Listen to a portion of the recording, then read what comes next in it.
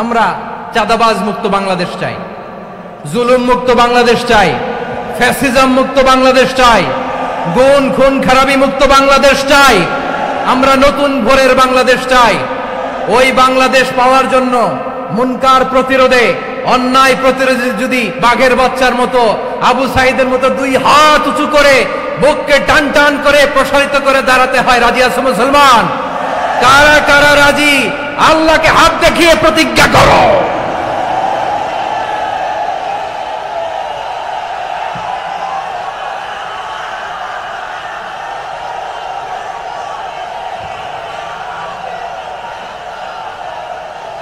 সম্মানিত সুধী,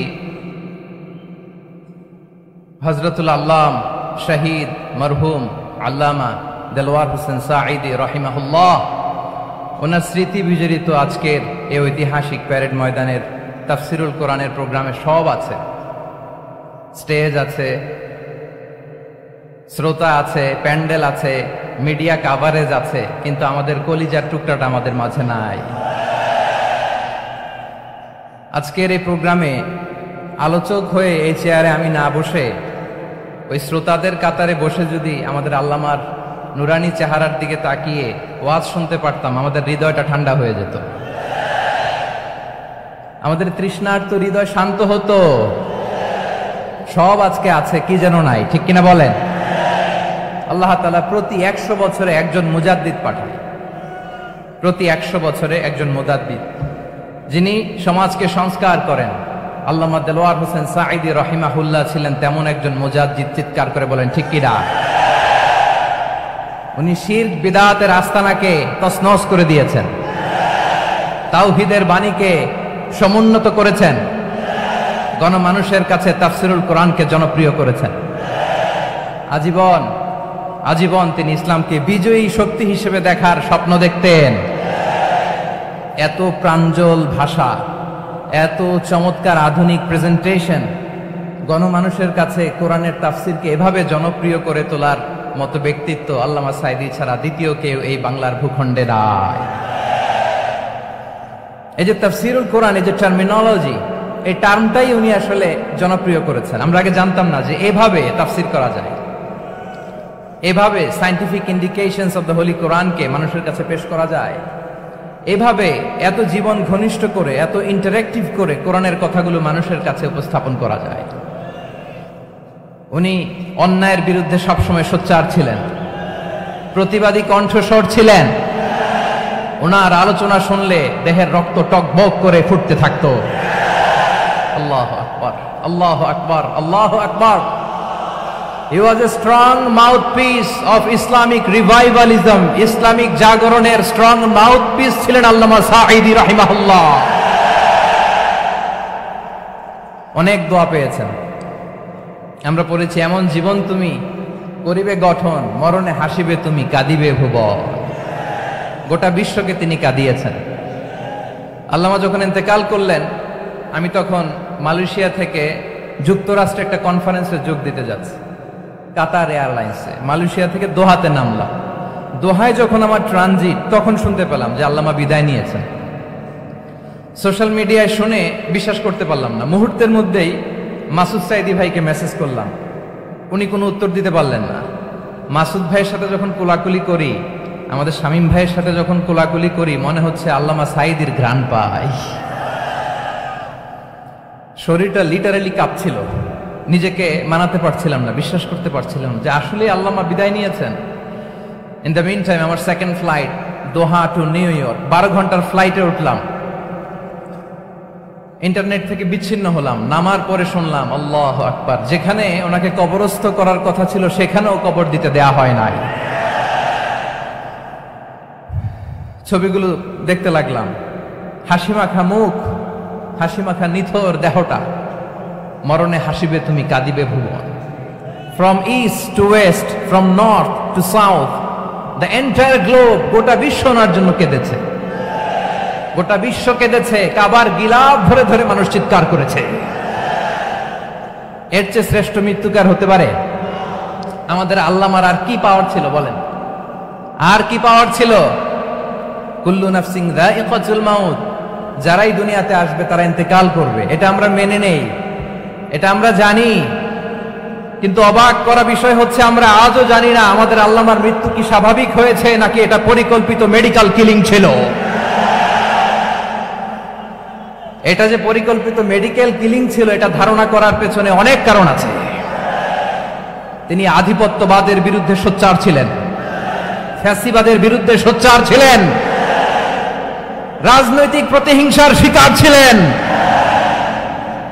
এজন্য এটা মেডিকেল কিলিং হতে পারে এ ধারণা আমরা করতেই পারি। আওয়াজ করে বলেন ঠিক কিনা? যে সময়টা আমরা কাটাচ্ছি এত সুন্দর সময় বাংলাদেশ আর পাবে না। আমাদের জন্মের পর থেকে এরকম চমৎকার সময় আমরা পাই নাই। এটাই আসল সময়। আমরা ইন্টারিম গভর্নমেন্টের কাছে দাবি জানাই, উচ্চতর তদন্ত কমিটি করে এটা কি হত্যাকাণ্ড ছিল নাকি স্বাভাবিক মৃত্যু ছিল, এই রিপোর্ট গণমানুষের কাছে প্রচার করে জানাতে হবে। এই দাবির সাথে কি সবাই আপনারা একমত?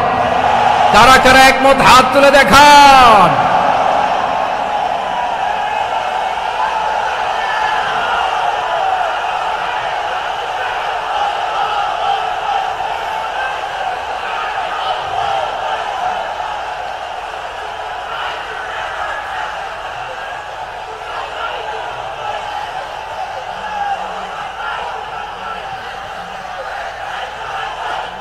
আমার প্রিয় ভাইয়েরা, প্রিয় চট্টলাবাসী, আল্লাহ তাআলা তার এই মুখলেস গোলামকে তার জান্নাতুল ফেরদাউসের মেহমান হিসেবে কবুল করুক, তার জীবনের সকল খেদমাগুলোকে কবুল করুক, জান্নাতুল ফেরদাউসের আলা মাকামে তাকে মেহমান হিসেবে কবুল করুক।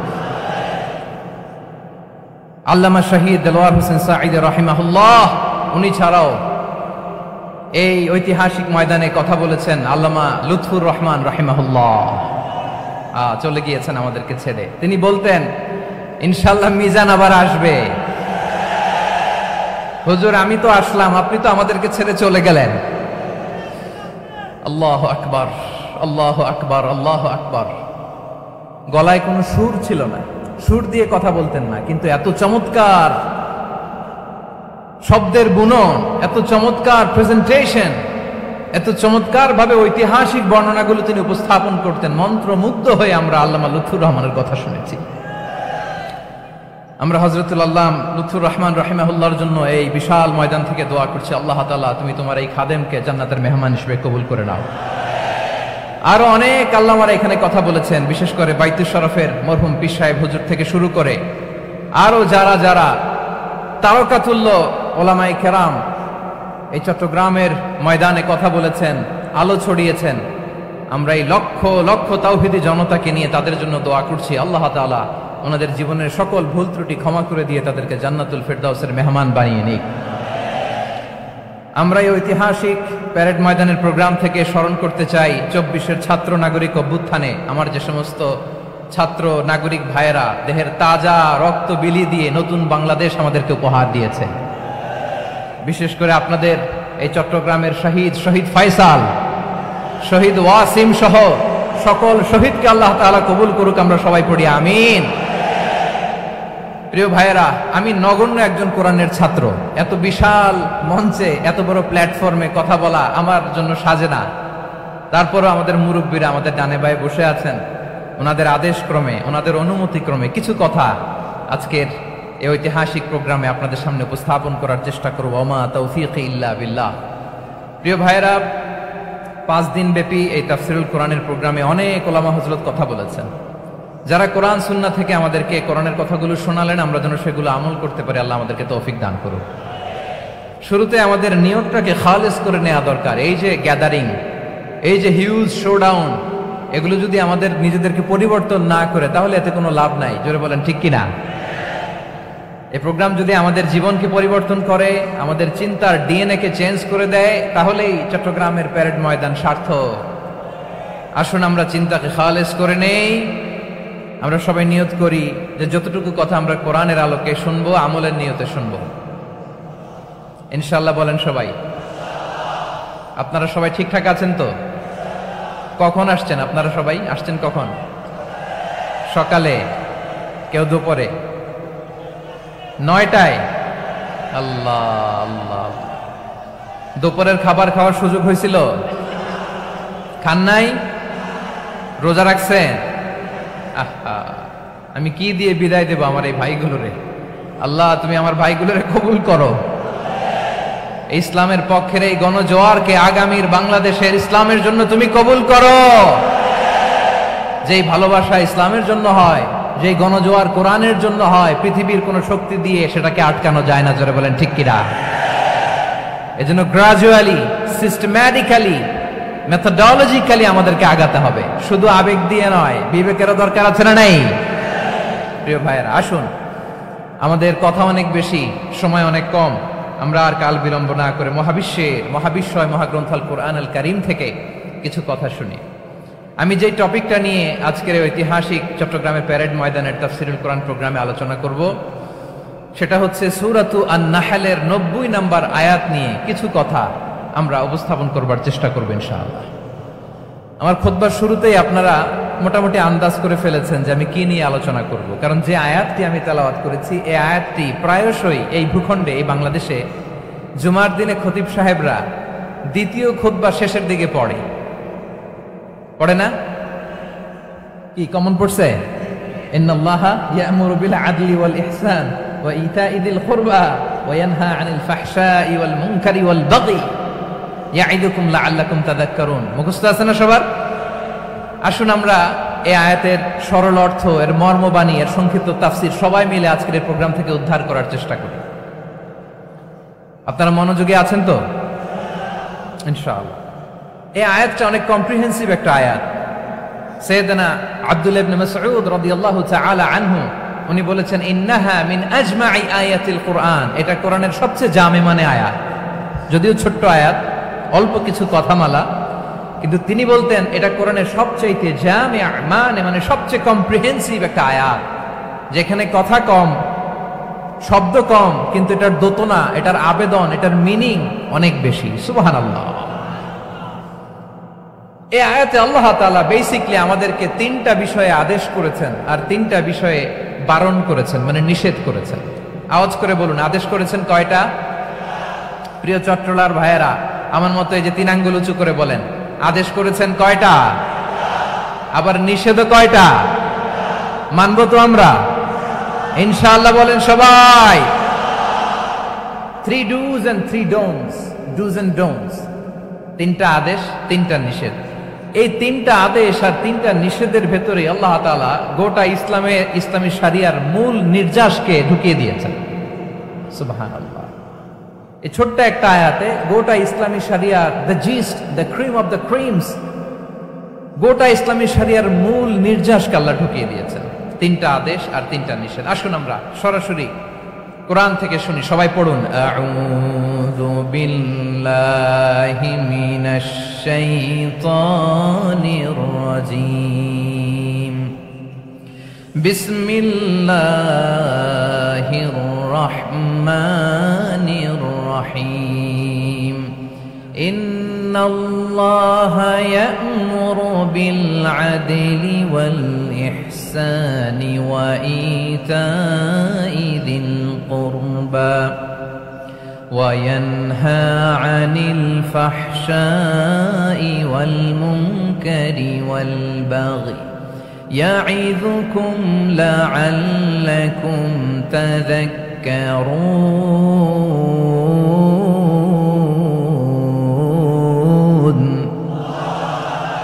আল্লাহ তাআলা ইরশাদ করছেন, ইন্নাল্লাহা ইয়া'মুরু বিল আদলি ওয়াল ইহসান, নিশ্চয় আল্লাহ তাআলা তোমাদেরকে ন্যায় বিচারের আদেশ দেন, সদাচরণের আদেশ দেন, নিকটাত্মীয়দেরকে দানের আদেশ দেন। আদেশ কয়টা? আওয়াজ করে সবাই বলুন তো কয়টা? নিশ্চয় আল্লাহ তাআলা তোমাদেরকে ন্যায় বিচারের আদেশ দেন,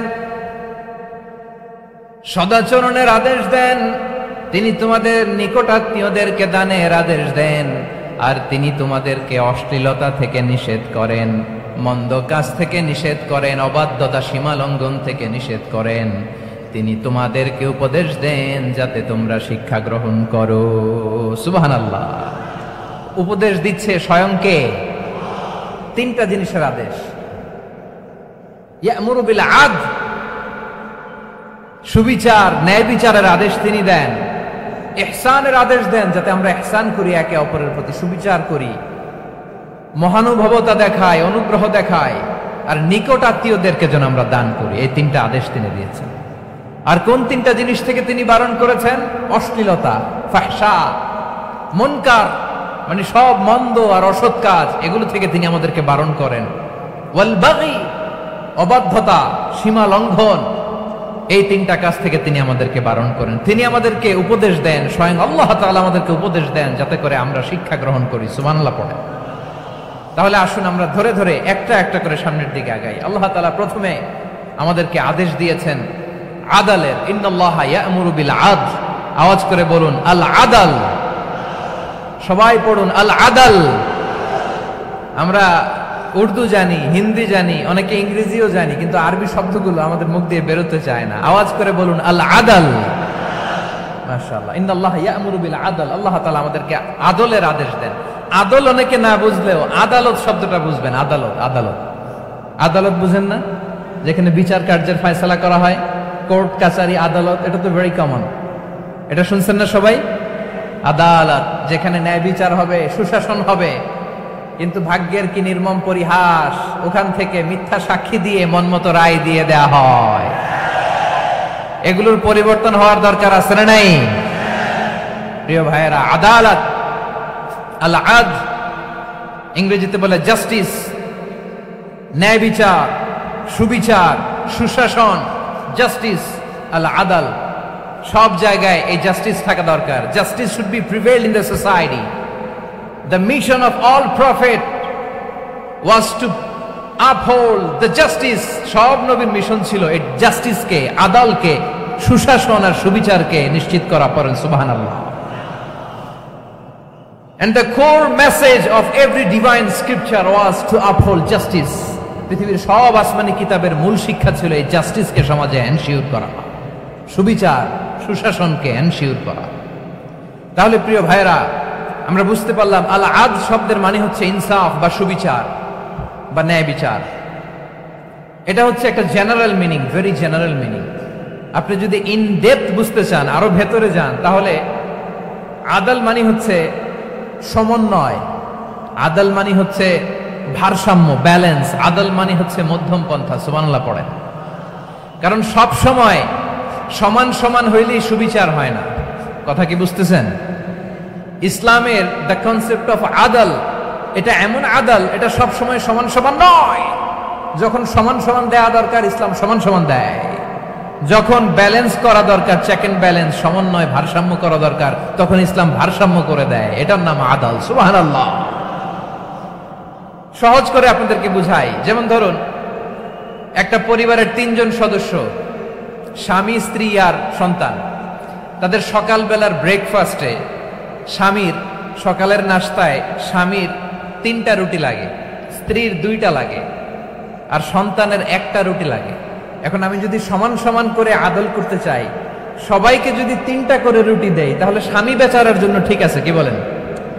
কথা কি বুঝতেছেন না কষ্ট হয়ে যাচ্ছে? যদি সমান সমানের নিয়মে আগাই, তাহলে 3টা করে যদি রুটি দেই, স্বামীর জন্য ওকে, কিন্তু স্ত্রীর জন্য 1টা বেশি হয়ে যায়। আর সন্তানের জন্য কয়টা বেশি হয়? আচ্ছা, এই তো বুঝতেছেন, মাশাআল্লাহ। আচ্ছা, 2টা করে যদি সবাই রে দেয় সমান সমান নীতিতে, তাহলে স্ত্রীর জন্য, স্ত্রী বেচারির জন্য ঠিক আছে, কিন্তু স্বামীর কয়টা কম পড়ে? আর সন্তানের বেশি হয়ে যায় কয়টা?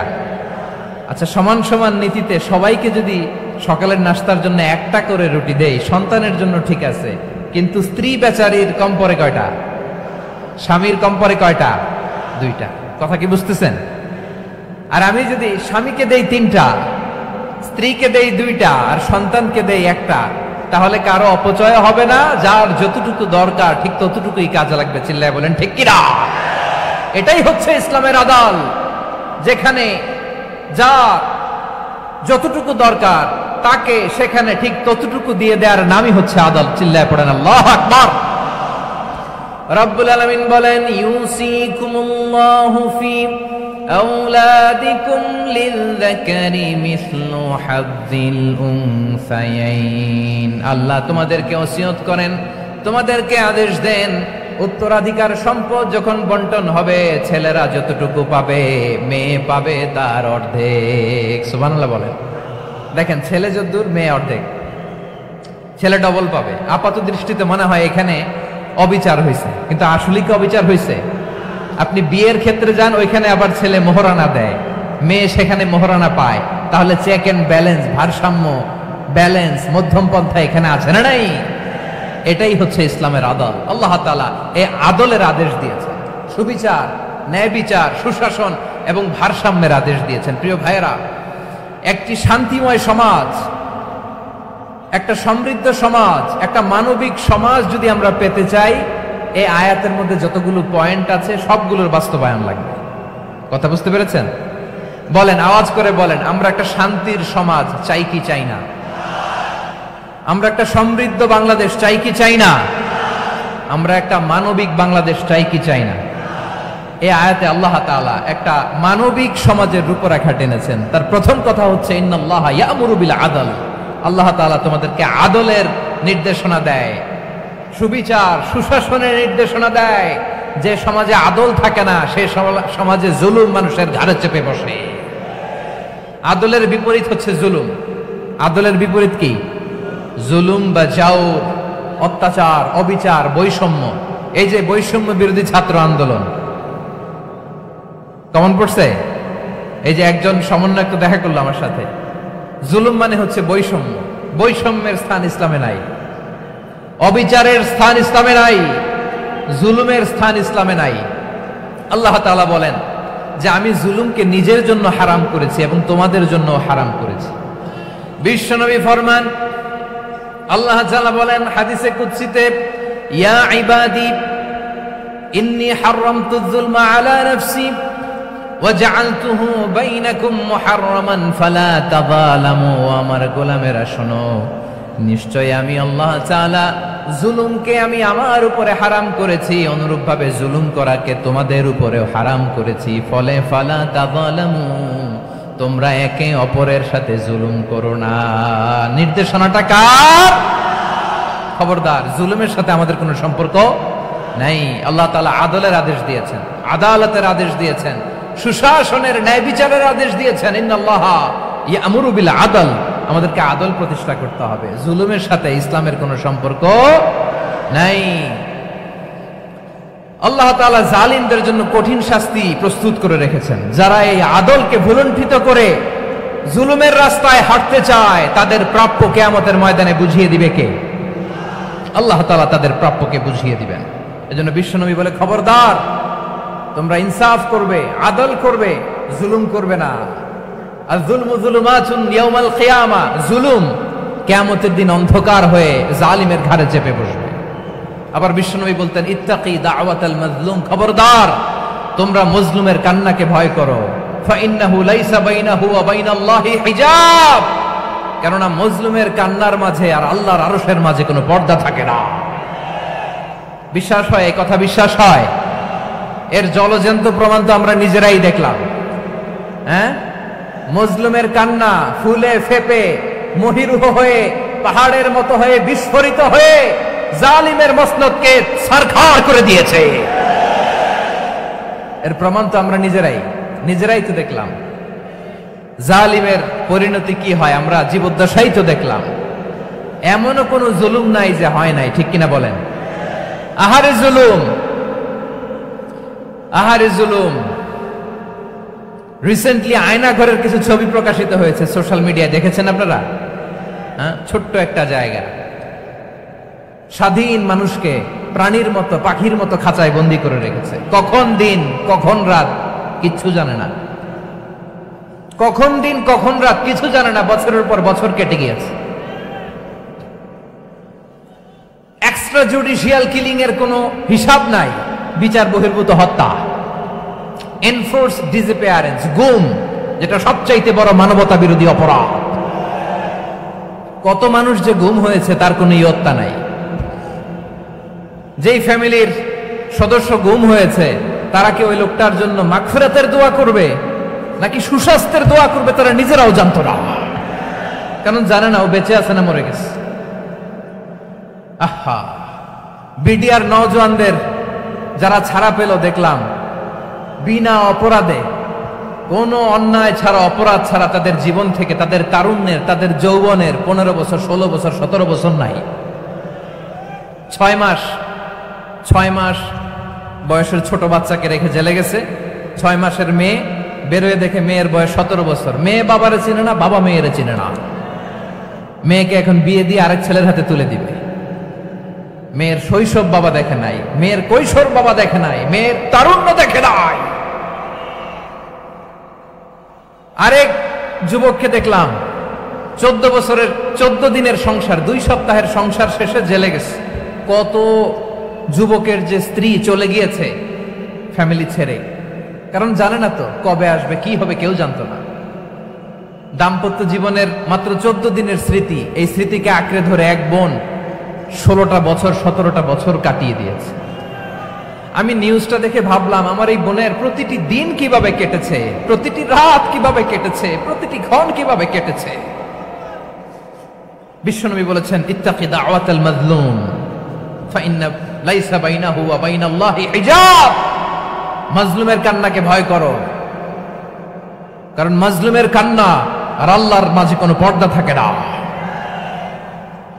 আমরা আর এরকম কোন জুলুম বাংলাদেশে দেখতে চাই না। জোরে বলেন ঠিক কিনা? আর কেউ নতুন করে জালিম হোক আপনারা চান? আবার নতুন করে কেউ ফ্যাসিস্ট হোক আপনারা চান? এক দল আরেক দলকে নিশ্চিহ্ন করার রাজনীতিতে মেতে উঠুক এটা আপনারা চান? আমরা বাংলাদেশকে আদল দিয়ে সাজাতে চাই। আমরা এই 56,000 বর্গ মাইলের প্রতিটা ইঞ্চি মাটিকে কোরআনের আইন দিয়ে সাজাতে চাই। রাজি আছেন আপনারা? কারা কারা রাজি দেখান হাত তুলে আল্লাহকে।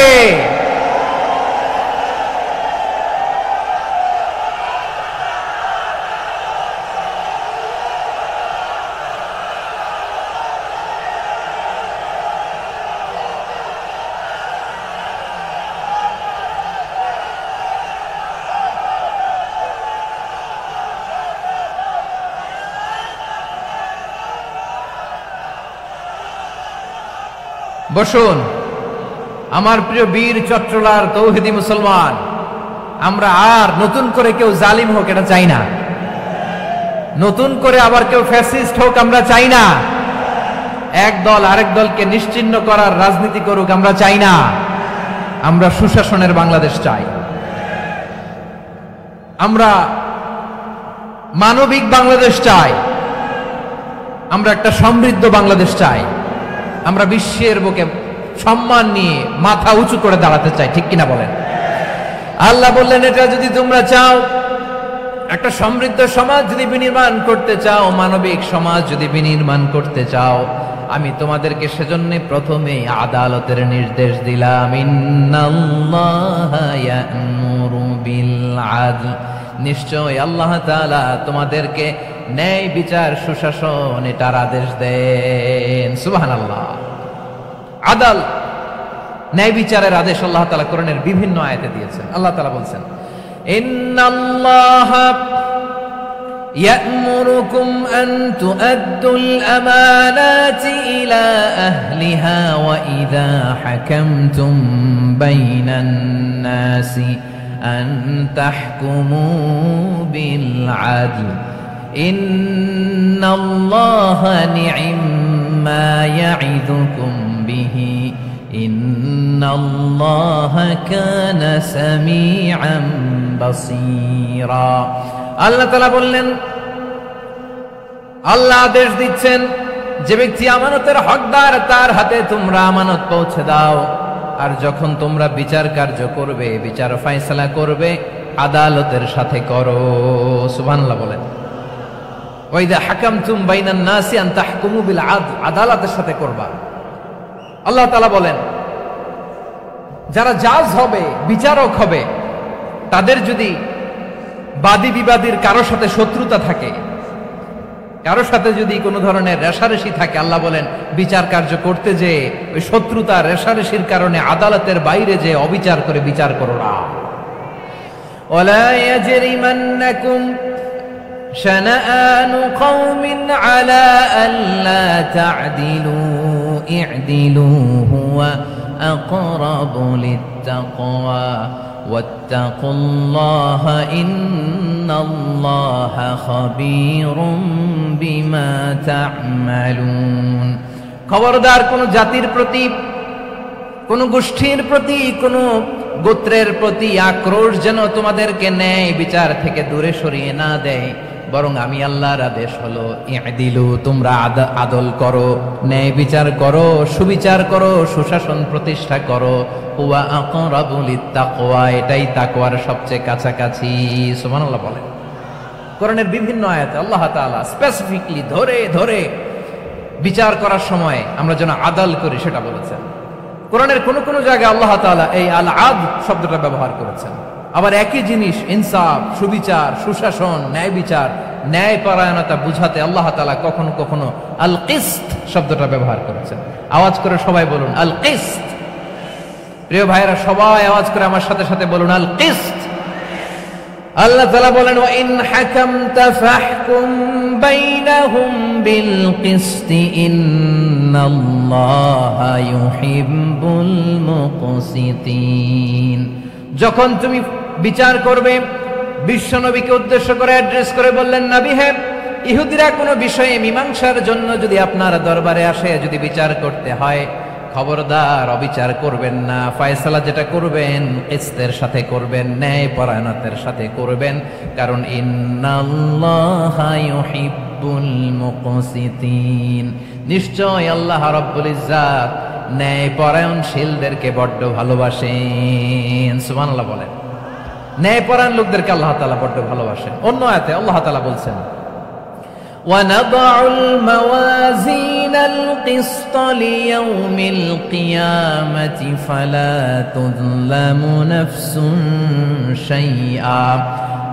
আমি কিয়ামতের দিন ন্যায় পরায়ণতার মানদণ্ড স্থাপন করব, যেটাকে আমরা মিজানের পাল্লা বলি। আল্লাহ বলেন ন্যায় বিচারের মানদণ্ড কিয়ামতের ময়দানে আমি আল্লাহ স্থাপন করব। সেদিন কারো প্রতি বিন্দু পরিমাণ, এক চুল পরিমাণ অবিচার করা হবে না, কোনো অবিচার করা হবে না। সেদিন সুশাসন হবে, সুবিচার হবে, ন্যায় পরায়ণতার সাথে বিচার হবে। আওয়াজ করে পড়েন আল্লাহু আকবার।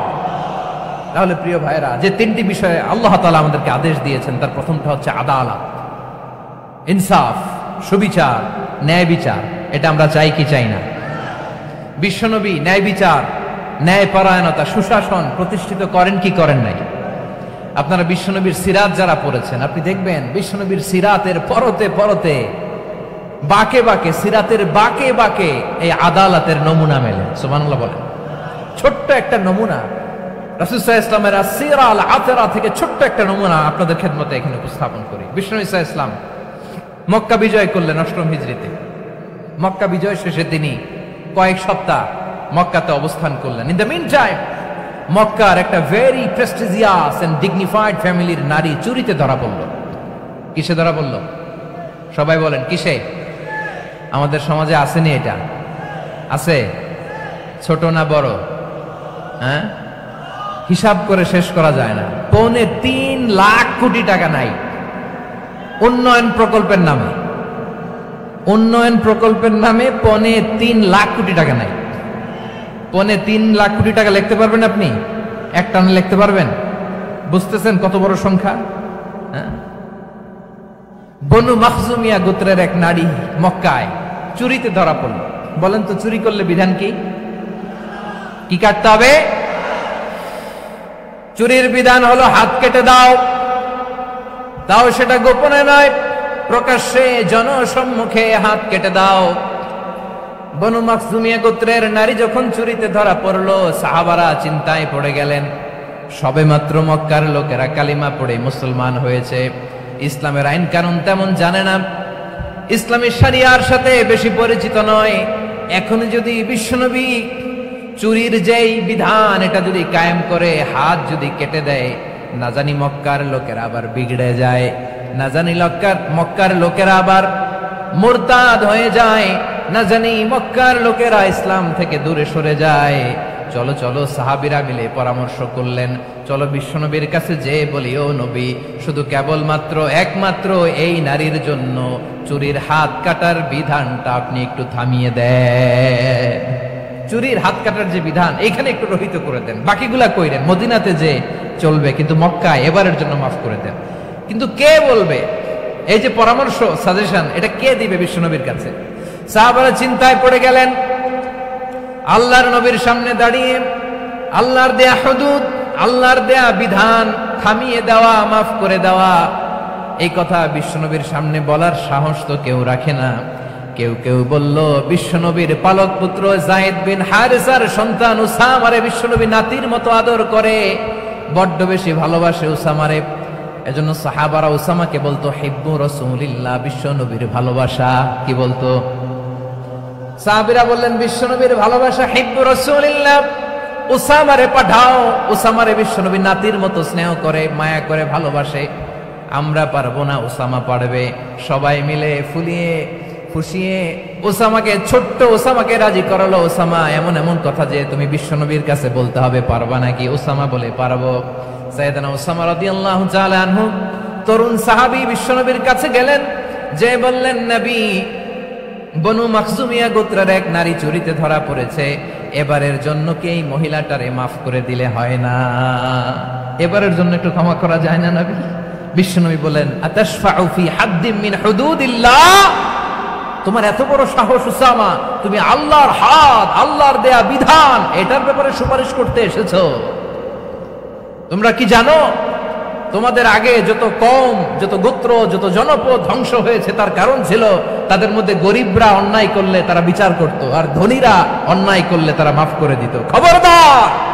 ওয়া আইমুল্লাহ লাউ আন্না ফাতিমাতা বিনতি মুহাম্মাদিন সারাকাত লাকাতা মুহাম্মাদুন ইয়াদাহা।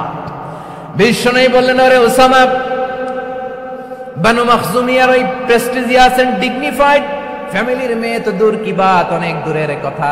জেনে রেখো ওসামা, আমার কলিজার টুকরা, নয়নের পুটুলি ফাতেমাও যদি মক্কার জমিনে আজকে এই চুরির দায়ে ধরা পড়তো, আমি বিশ্বনবী মুহাম্মাদুর রাসূলুল্লাহ ধরে ফাতেমার ডান হাতটা কেটে দিতে এক বিলম্ব দেরি করতাম না। ইন্নাল্লাহা ইয়া'মুরু বিল আদল, আমাদেরকে জাস্টিস শিখায়। পশ্চিমারা আমাদেরকে ইনসাফ শিখায়, আমাদেরকে সুশাসন শিখায়। আর ইনসাফ, সুশাসন, ন্যায় বিচার, সুবিচার, জাস্টিস কারে বলে বিশ্বনবীর বায়োগ্রাফি থেকে জেনে নাও। এই ছিল বিশ্বনবী সাল্লাল্লাহু আলাইহি ইসলামের আদালতের নমুনা।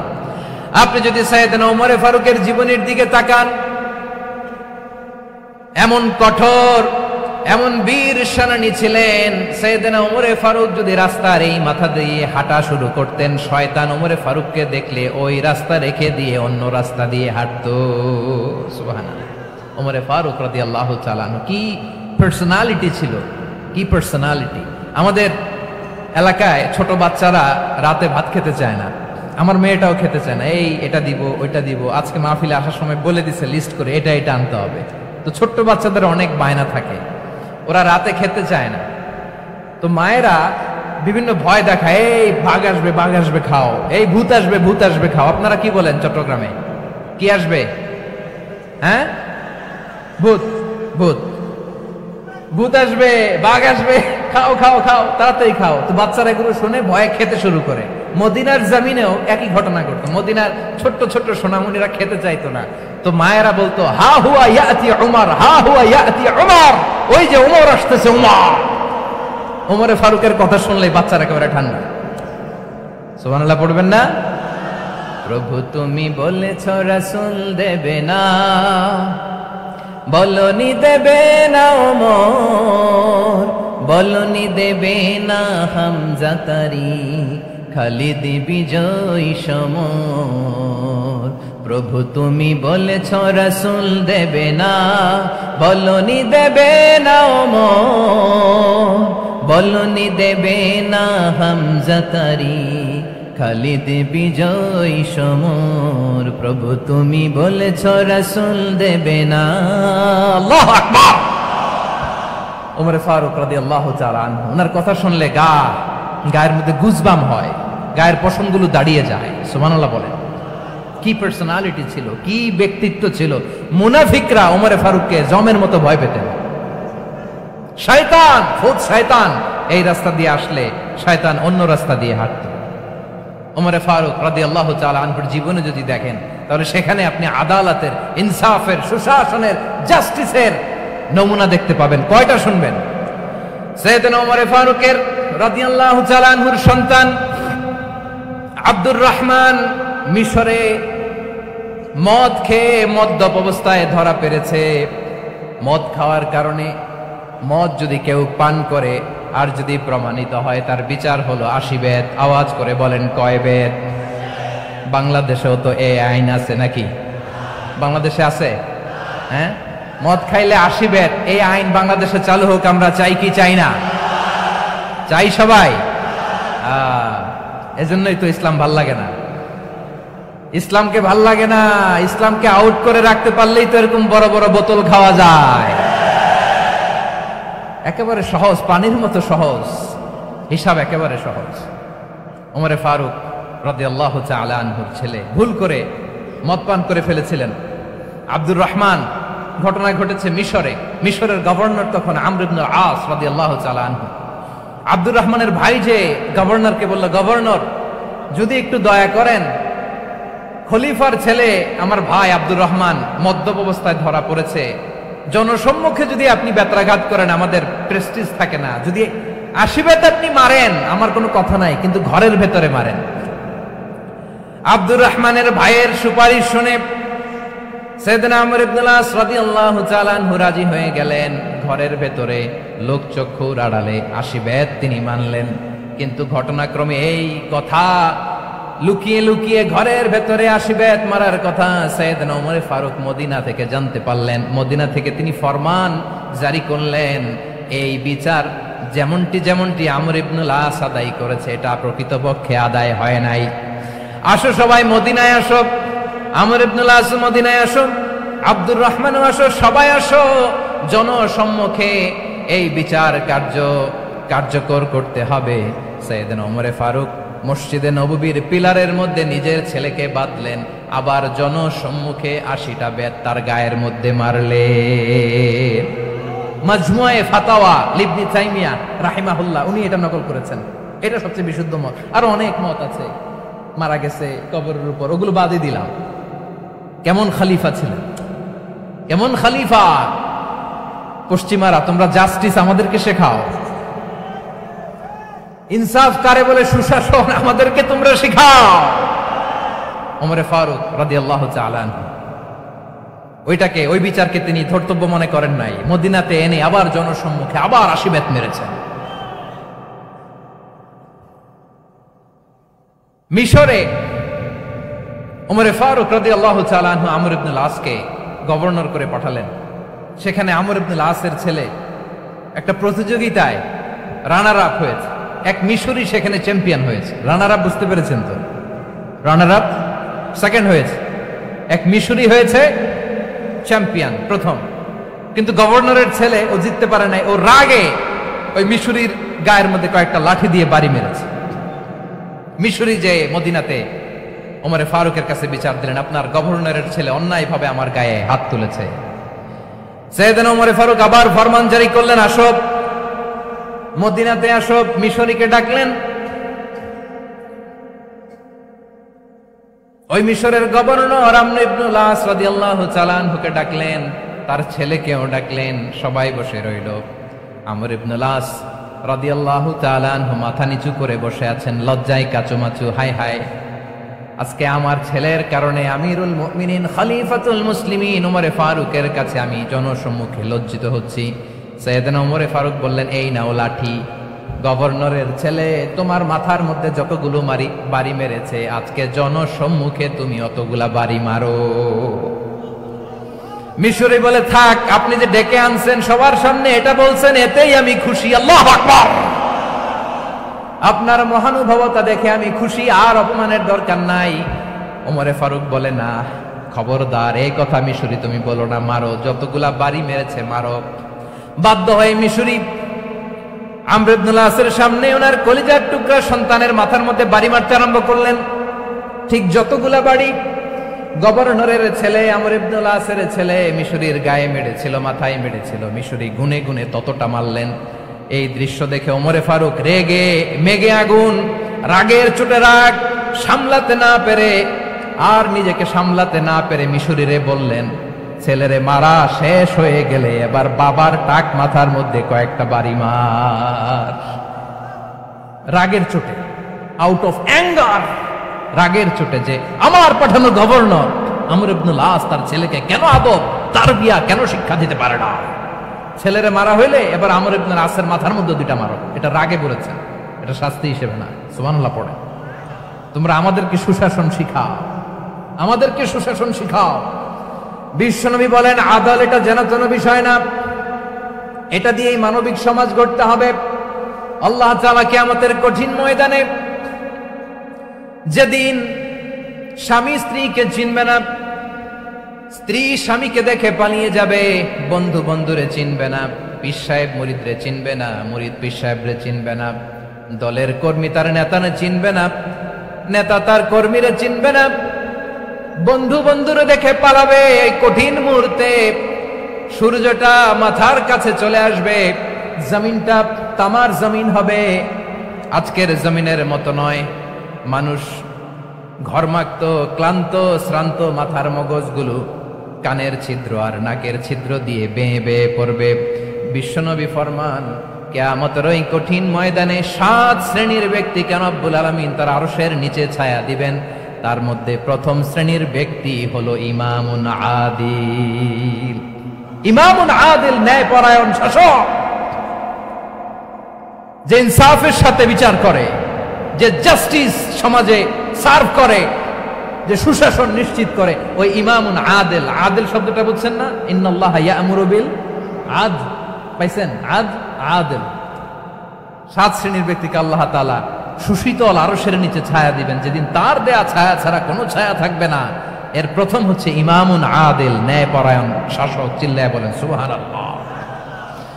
আবার বিশ্বনবী বললেন, ইন্নাল মুকসিতিনা ইনদাল্লাহি আলা মানাবিরা মিন নূর আন ইয়ামিনির রহমান। কিয়ামতের দিন যারা ন্যায়পরায়ণ হিসেবে আল্লাহর সামনে দাঁড়াবে, কিয়ামতের দিন রব্বুল আলামিন তার আরশের ডান দিকে ওই ন্যায়পরায়ণ লোকদের জন্য আরশের ডান দিকে একটা নূরের মিম্বারে তাদেরকে বসার সুযোগ করে দিবে। আল্লাহর আরশের ডান দিকে ন্যায়পরায়ণ লোকদের জন্য আল্লাহ তাআলা নূরের মিম্বার বানাবে। 4 ঠিকানে কথা মনে করেছেন? আল আদাল, জাস্টিস। ইন্নাল্লাহা ইয়া'মুরু বিল আদল। আল্লাহ তাআলা এই আদালতের নির্দেশনা দেয়, সুবিচার, সুশাসন। প্রিয় ভাইয়েরা, এটা আমরা বাংলাদেশে চাই কি চাই না? এই যে অরাজকতা, এই যে অন্যায়, এই যে জুলুম, এই যে ইনকনসিস্টেন্সি, সমাজের অসঙ্গতি, এর প্রধান কারণ জাস্টিস নাই, সুবিচার নাই, সুশাসন নাই। শেষবারের মতো আওয়াজ করে বলেন তো, আমরা বাংলাদেশে আদল চাই কি চাই না? তাহলে প্রথম নির্দেশনা শেষ। আল্লাহ তাআলা তোমাদেরকে আদলের আদেশ দেন। এরপরে আল্লাহ বললেন, আমি তোমাদেরকে ইহসানের আদেশ দেই। ইন্নাল্লাহা ইয়া'মুরু বিল আদলি ওয়াল ইহসান। আমি তোমাদেরকে যেমনি আদলের নির্দেশনা দেই, তেমনি ভাবে তোমাদেরকে ইহসানের নির্দেশনা দেই। ইহসান, আওয়াজ করে সবাই বলেন তো ইহসান। সবাই বলেননি? সবাই বললে এতটুকু আওয়াজ হবে আমি বিশ্বাস করি না। আওয়াজ করে বলুন আল ইহসান। ইহসান মানে কারো প্রতি সফট হার্টেড হওয়া, মহানুভব হওয়া, অনুগ্রহ পরায়ণ হওয়া, অনুগ্রহশীল হওয়া, একে অপরের প্রতি দয়াদ্র হওয়া। একে অপরের প্রতি দয়াদ্র, অনুগ্রহশীল হওয়া ছাড়া মানবিক সমাজ কঠিনকালেও গঠন করা সম্ভব না। প্রিয় ভাইয়েরা, সুন্দর আচরণ দিয়ে, ইহসান দিয়ে যা জয় করা যায়, নরম আচরণ দিয়ে যেটা অর্জন করা যায়, কঠোরতা দিয়ে সেটা পারা যায় না। বিষ্ণু ঈসা ইসলাম ইহসান দিয়ে, কোমল আচরণ দিয়ে, তার অনুগ্রহ দিয়ে তিনি অনেক কাফিরের হৃদয়কে জয় করে ফেলেছেন। সাইয়েদনা সুমামা ইবনে উসাল রাদিয়াল্লাহু তাআলা আনহুর কথা মনে পড়ে যায়। তিনি ছিলেন ইয়ামামার বাদশা। মদিনাতে বিশ্বনবীকে হত্যা করার নিয়তে এসেছিলেন। গোপনে গোপনে বিশ্বনবীকে হত্যা করে আবার ইয়ামামাতে তিনি ফিরে যাবেন। কিন্তু কি অবাক করা কাণ্ড, হত্যা করতে পারে নাই, সাহাবাদের হাতে তিনি ধরা পড়ে গেলেন। সাইয়েদনা সুমামা ইবনে উসাল রাদিয়াল্লাহু তাআলা আনহু হত্যার নিয়তে আসলেন, কিন্তু হত্যা করতে পারলেন না। সাহাবারা ওনাকে ধরে ফেললেন, ধরে মসজিদে নববীর পিলারের মধ্যে বেঁধে রাখলেন। সুমামা ইবনে উসাল, সিরাত থেকে শুনেন, সিরাত থেকে শোনাচ্ছি। রাদিয়াল্লাহু তাআলা আনহু ইয়ামামার অধিপতি ছিলেন। ইয়ামামা বিশ্বনবীকে হত্যার জন্য আসছেন, ধরা পড়ে গেছেন, এখন মসজিদে নববীতে বেঁধে রাখছে, তার মানে বন্দী। এখন স্ট্যাটাস কি? বন্দী, ক্যাপটিভ। বিশ্বনবী সাল্লাল্লাহু আলাইহি ওয়াসাল্লাম সাহাবাদেরকে বললেন, তার খোঁজ খবর নিও, সুমামা ইবনে উসালের খোঁজ খবর নিও। সাহাবারা বলেন, ইয়া রাসূলুল্লাহ, আপনাকে হত্যা করতে এসেছে, তার তো কঠিন ক্যাপিটাল পানিশমেন্ট হওয়া দরকার, কঠিন শাস্তি হওয়া দরকার। বিশ্বনবী বললেন, না, আমি যেটা জানি তোমরা সেটা জানো না, তোমরা সুমামার সাথে ভালো আচরণ করো। বিশ্বনবী সুমামার কাছে গেলেন। প্রথম দিন যে তিনি কালেমার দাওয়াত দিলেন, ইমানের দাওয়াত দিলেন, ইসলামের দাওয়াত দিলেন, রিসালাতের দাওয়াত দিলেন, আখিরাতের দাওয়াত দিলেন। পরের দিন যে বিশ্বনবী সালাতের দাওয়াত দিলেন, যাকাতের দাওয়াত দিলেন, ইসলাম কি, কিভাবে, কেমন করে পালন করতে হয় চমৎকার আর্টিকুলেট করতে শুরু করলেন। তন্ময় হয়ে সুমামা ইবনে উসাল রাদিয়াল্লাহু তাআলা আনহু বিশ্বনবীর কথাগুলো শুনতে আরম্ভ করলো। একদিন নয়, 2 দিন নয়, টানা 3 দিন বিশ্বনবী সুমামার কাছে ইসলামকে প্রেজেন্ট করেছেন, উপস্থাপন করেছেন। আওয়াজ করে বলেন, কয় দিন? 3 দিন। 3 দিন মসজিদে নববীতে বাঁধা। আর সাহাবীদেরকে বললেন, তার খোঁজ খবর নিও, তোমরা যে রুটি বানাও এর মধ্যে সবচেয়ে ভালো আটার রুটিটা তারে দিও, সবচেয়ে রিফাইন্ড খেজুর, যেটা পিওর খেজুর, এটা তারে দিও। আর বিশ্বনবী নিজের উট থেকে দুধ দহন করে ওনার বাড়ির এক কর্মচারীকে বলেছেন, দুধ দহন করে সুমামার জন্য নিয়ে যেও। সুবহানাল্লাহ পড়বেন না? সবাই তো অবাক, ইয়ামামা থেকে আসছে নবীকে হত্যা করতে, বিশ্বনবী দেখে তারে জামাই আদর করে, তাকে মজার মজার খাবার দিও, দুধ দিও, আদর আপ্যায়ন করো। 1 দিন নয়, 2 দিন নয়, টানা 3 দিন বিশ্বনবী এভাবে সুমামার কাছে যেয়ে ইসলামকে প্রেজেন্ট করতে আরম্ভ করলেন, ইসলামকে উপস্থাপন করতে শুরু করলেন। আর তাকে চমৎকার এন্টারটেইনমেন্ট, আপ্যায়ন দিতে আরম্ভ করলেন। টানা 3 দিন যখন ইসলামের দ্য বিউটিজ অফ ইসলাম, ইসলামের সুমহান বাণী, সৌন্দর্য তার কাছে উপস্থাপন শেষ, তাকে আপ্যায়ন শেষ, বিশ্বনবী বললেন সাহাবাদেরকে, যাও এবার সুমামার হাতের পায়ের রশি দুটো খুলে দাও। সাহাবারা বললেন, ইয়া রাসূলুল্লাহ, কি বলেন আপনি? ও তো হত্যাকারী, সুযোগ পায় নাই, আপনারে মারতে পারে নাই, ছেড়ে দিলে আবার ও আপনার উপর তলোয়ার নিয়ে ঝাঁপিয়ে পড়বে। নবী, এই সিদ্ধান্ত আপনি নিতে যাবেন না। বিশ্বনবী বললেন, যেটা বলেছি সেটা করো, সুমামার রশিগুলো ছেড়ে দাও, সুমামার হাতে পায়ের রশিগুলো যে তোমরা খুলে দাও। সাহাবারা তর্ক জুড়ে দিলেন, লা ইয়া রাসূলুল্লাহ, এমনটা করবেন না, তো ভয়ঙ্কর, ভয়ঙ্কর খুনি, কি জানি কি হয়ে যায়। বিশ্বনবী বললেন, না, তার হাতে পায়ের রশিগুলো খুলে দাও। সাহাবারা বিশ্বনবীর কথা মতো তার হাতে পায়ের রশিগুলো খুলে দিল। সুমামা মুহূর্তের মধ্যে মসজিদে নববী থেকে বের হয়ে ইয়ামামায় ফিরে না যে মসজিদে নববীর পাশে একটা খেজুর বাগান ছিল, সেখানে চলে গেলেন। সেখানে একটা ছোট্ট কুয়া ছিল, কুয়ার পানি দিয়ে তিনি গোসল করলেন। সুবহানাল্লাহ পড়েন। কুয়ার পানি দিয়ে গোসল করে মসজিদে নববীর সামনে এসে বিশ্বনবী এবং সাহাবাদের সামনে দাঁড়িয়ে সাব্বাবা উঁচু করে বললেন, আশহাদু আল্লা ইলাহা ইল্লাল্লাহ ওয়া আশহাদু আন্না মুহাম্মাদান আবদুহু ওয়া রাসূলুহু। আল্লাহু আকবার। আমি সাক্ষ্য দিচ্ছি আল্লাহ ছাড়া কোনো ইলাহ নাই, আর মুহাম্মদ আল্লাহ তাআলার প্রেরিত বান্দা এবং রাসূল। প্রিয় ভাইয়েরা, ইহসান দিয়ে যা জয় করা যায়, কঠোরতা দিয়ে সেটা কঠিনকালেও জয় করা যায় না। আওয়াজ করে বলেন ঠিক কি না? এবার সুমামা দাঁড়িয়ে বলে, ওগো নবী, আমি তো কালিমা পড়ে মুসলমান হয়ে গেলাম, এবার শোনেন, এই মুহূর্তের আগে আপনার চেহারার চাইতে নিকৃষ্ট কোনো চেহারা আমার কাছে ছিল না, কিন্তু শাহাদা পাঠ করার পরে আপনার চেহারার চাইতে উত্তম শ্রেষ্ঠ কোনো চেহারা আমার কাছে আর নাই। ও নবী, আজকের দিনের আগে ইসলাম ধর্মের চেয়ে নিকৃষ্ট অপছন্দনীয় কোনো ধর্ম আমার কাছে ছিল না, কিন্তু এই মুহূর্ত থেকে ইসলামের চেয়ে সেরা শ্রেষ্ঠ পছন্দনীয় কোনো ধর্ম আমার কাছে নাই।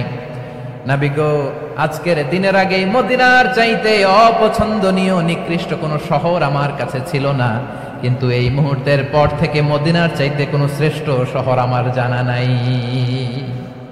সে ছিল গমের বড় ডিলার, গম বেচত। কি বেচত?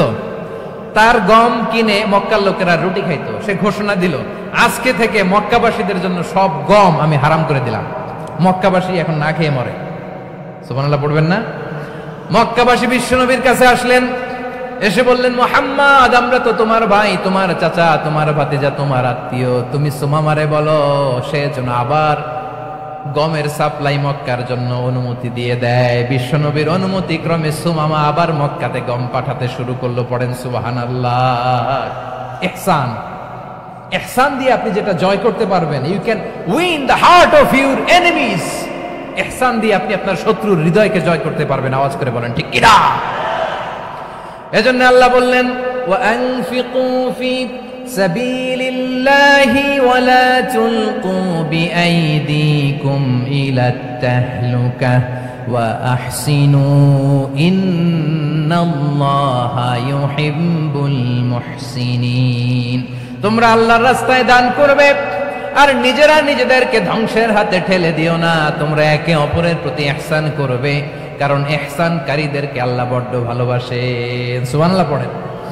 আবার সূরা রহমানে আল্লাহ বললেন, হাল জাযাউল ইহসানি ইল্লাল ইহসান ফাবিআইয়ি আলা, সবাই পড়েন, ফাবিআইয়ি আলাই রাব্বিকুমা তুকাযযিবান। ইহসানের প্রতিদান হিসেবে ইহসানি হয়। বিশ্বনবী সুমামার প্রতি যেমন ইহসান করেছেন, সুমামাও ঠিক তেমন ইহসান ফিরিয়ে দিয়েছে। ঠিক কিনা বলেন? তাহলে এক নম্বরে হচ্ছে আদ, ন্যায় বিচার। দুই নম্বরে সবাই বলেন ইহসান, সদাচরণ। ইহসান দুই ধরনের প্রিয় ভাইরা, ইহসান ফিল ইবাদা, ইহসান ফিল মুআমালা। ইহসান ফিল ইবাদা হচ্ছে একাগ্র অনুভবে ইবাদতে ডুব দেওয়া, এর নাম ইবাদতের ইহসান। সুবহানাল্লাহ পড়ে। বিশ্বনবী বলেন ইহসান মানে কি জানো নাকি? হাদিসে জিবরিলে সাইয়েদনা জিবরিল আলাইহিস সালাম বিশ্বনবীকে বললেন, আখবিরনি আনিল ইহসান। নবী আমাদেরকে বলেন ইহসান মানে কি? বিশ্বনবী বললেন, আনতা আবুদাল্লাহা কাআন্নাকা তারাহু ফাইন লাম তাকুন তারাহু ফাইন্নাহু ইয়ারাক। ইহসান মানে হলো এমন ভাবে তুমি আল্লাহর সামনে নিজেকে উজাড় করে ইবাদত করবে, তুমি ভাববে তুমি আল্লাহকে দেখতে পাচ্ছ। আর এটা যদি ভাবা তোমার জন্য কঠিন হয়ে যায়, অন্তত এতটুকু তুমি ভাববা যে আল্লাহ তোমাকে দেখতে পাচ্ছেন। ঠিক কিনা বলেন? ও আমার বীর চট্টলার ভাইয়েরা, কেউ যেটা দেখে না সেটা দেখে কে? এই বিশ্বাস হৃদয়ের মধ্যে আছে? নামাজে যখন দাঁড়ান এই ফিলিংসটা আনা যাবে? হ্যাঁ, এশার সালাত তো এখনো হয় নাই না? আলোচনা শেষে এশার সালাত এখানে অনুষ্ঠিত হবে, তাই না? আচ্ছা বলুন তো, আমরা এশার সালাত পর্যন্ত বেঁচে থাকবো এই গ্যারান্টি আছে কার কার? হাত তোলেন। কয়েকজন হাত তুলছে পেছনে, না বুঝে তুলে ফেলছে। এশা পর্যন্ত যে আমরা হায়াত পাবো কোনো গ্যারান্টি আছে? সবাই আওয়াজ করে বলেন গ্যারান্টি আছে? গ্যারান্টি নাই। এজন্য বিষ্ণু ইসলাম বলেছে, এমন ভাবে নামাজে দাঁড়াও, ইবাদত করো, মনে করো হতে পারে এটাই আমার জীবনের শেষ নামাজ। Perform the salah as if this is your last and final prayer. এমন ভাবে সালাতে দাঁড়াও, ভাবো হতে পারে এটাই তোমার জীবনের শেষ নামাজ। এমন ভাবে নামাজে দাঁড়াও, ভাবো এটাই শেষ নামাজ।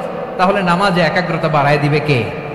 ফলে ইবাদতের ইহসান আমাদের অর্জিত হবে। আর মুআমালাতে ইহসান হলো, বিশ্বনবী বলেন, ইন্নাল্লাহা তাবারাকা ওয়া তাআলা কাতাবাল ইহসানা আলা কুল্লি শাই ফাইদা কাতালতুম ফাআহসিনুল কিতলা ওয়া ইযা যাবাহতুম ফাআহসিনুয যাবহা ওয়ালিয়ুহিদ্দা আহাদুকুম শাফরাতাহু ওয়ালিয়ুরিহ যাবিহাতাহু। ইহসান দুই ধরনের। আওয়াজ করে বলতে হবে কয় ধরনের? সবাই বলুন আওয়াজ করে, কয় ধরনের? একটা হচ্ছে ইহসান ফিল ইবাদা, ইবাদতে ইহসান। ইবাদতে ইহসান কি?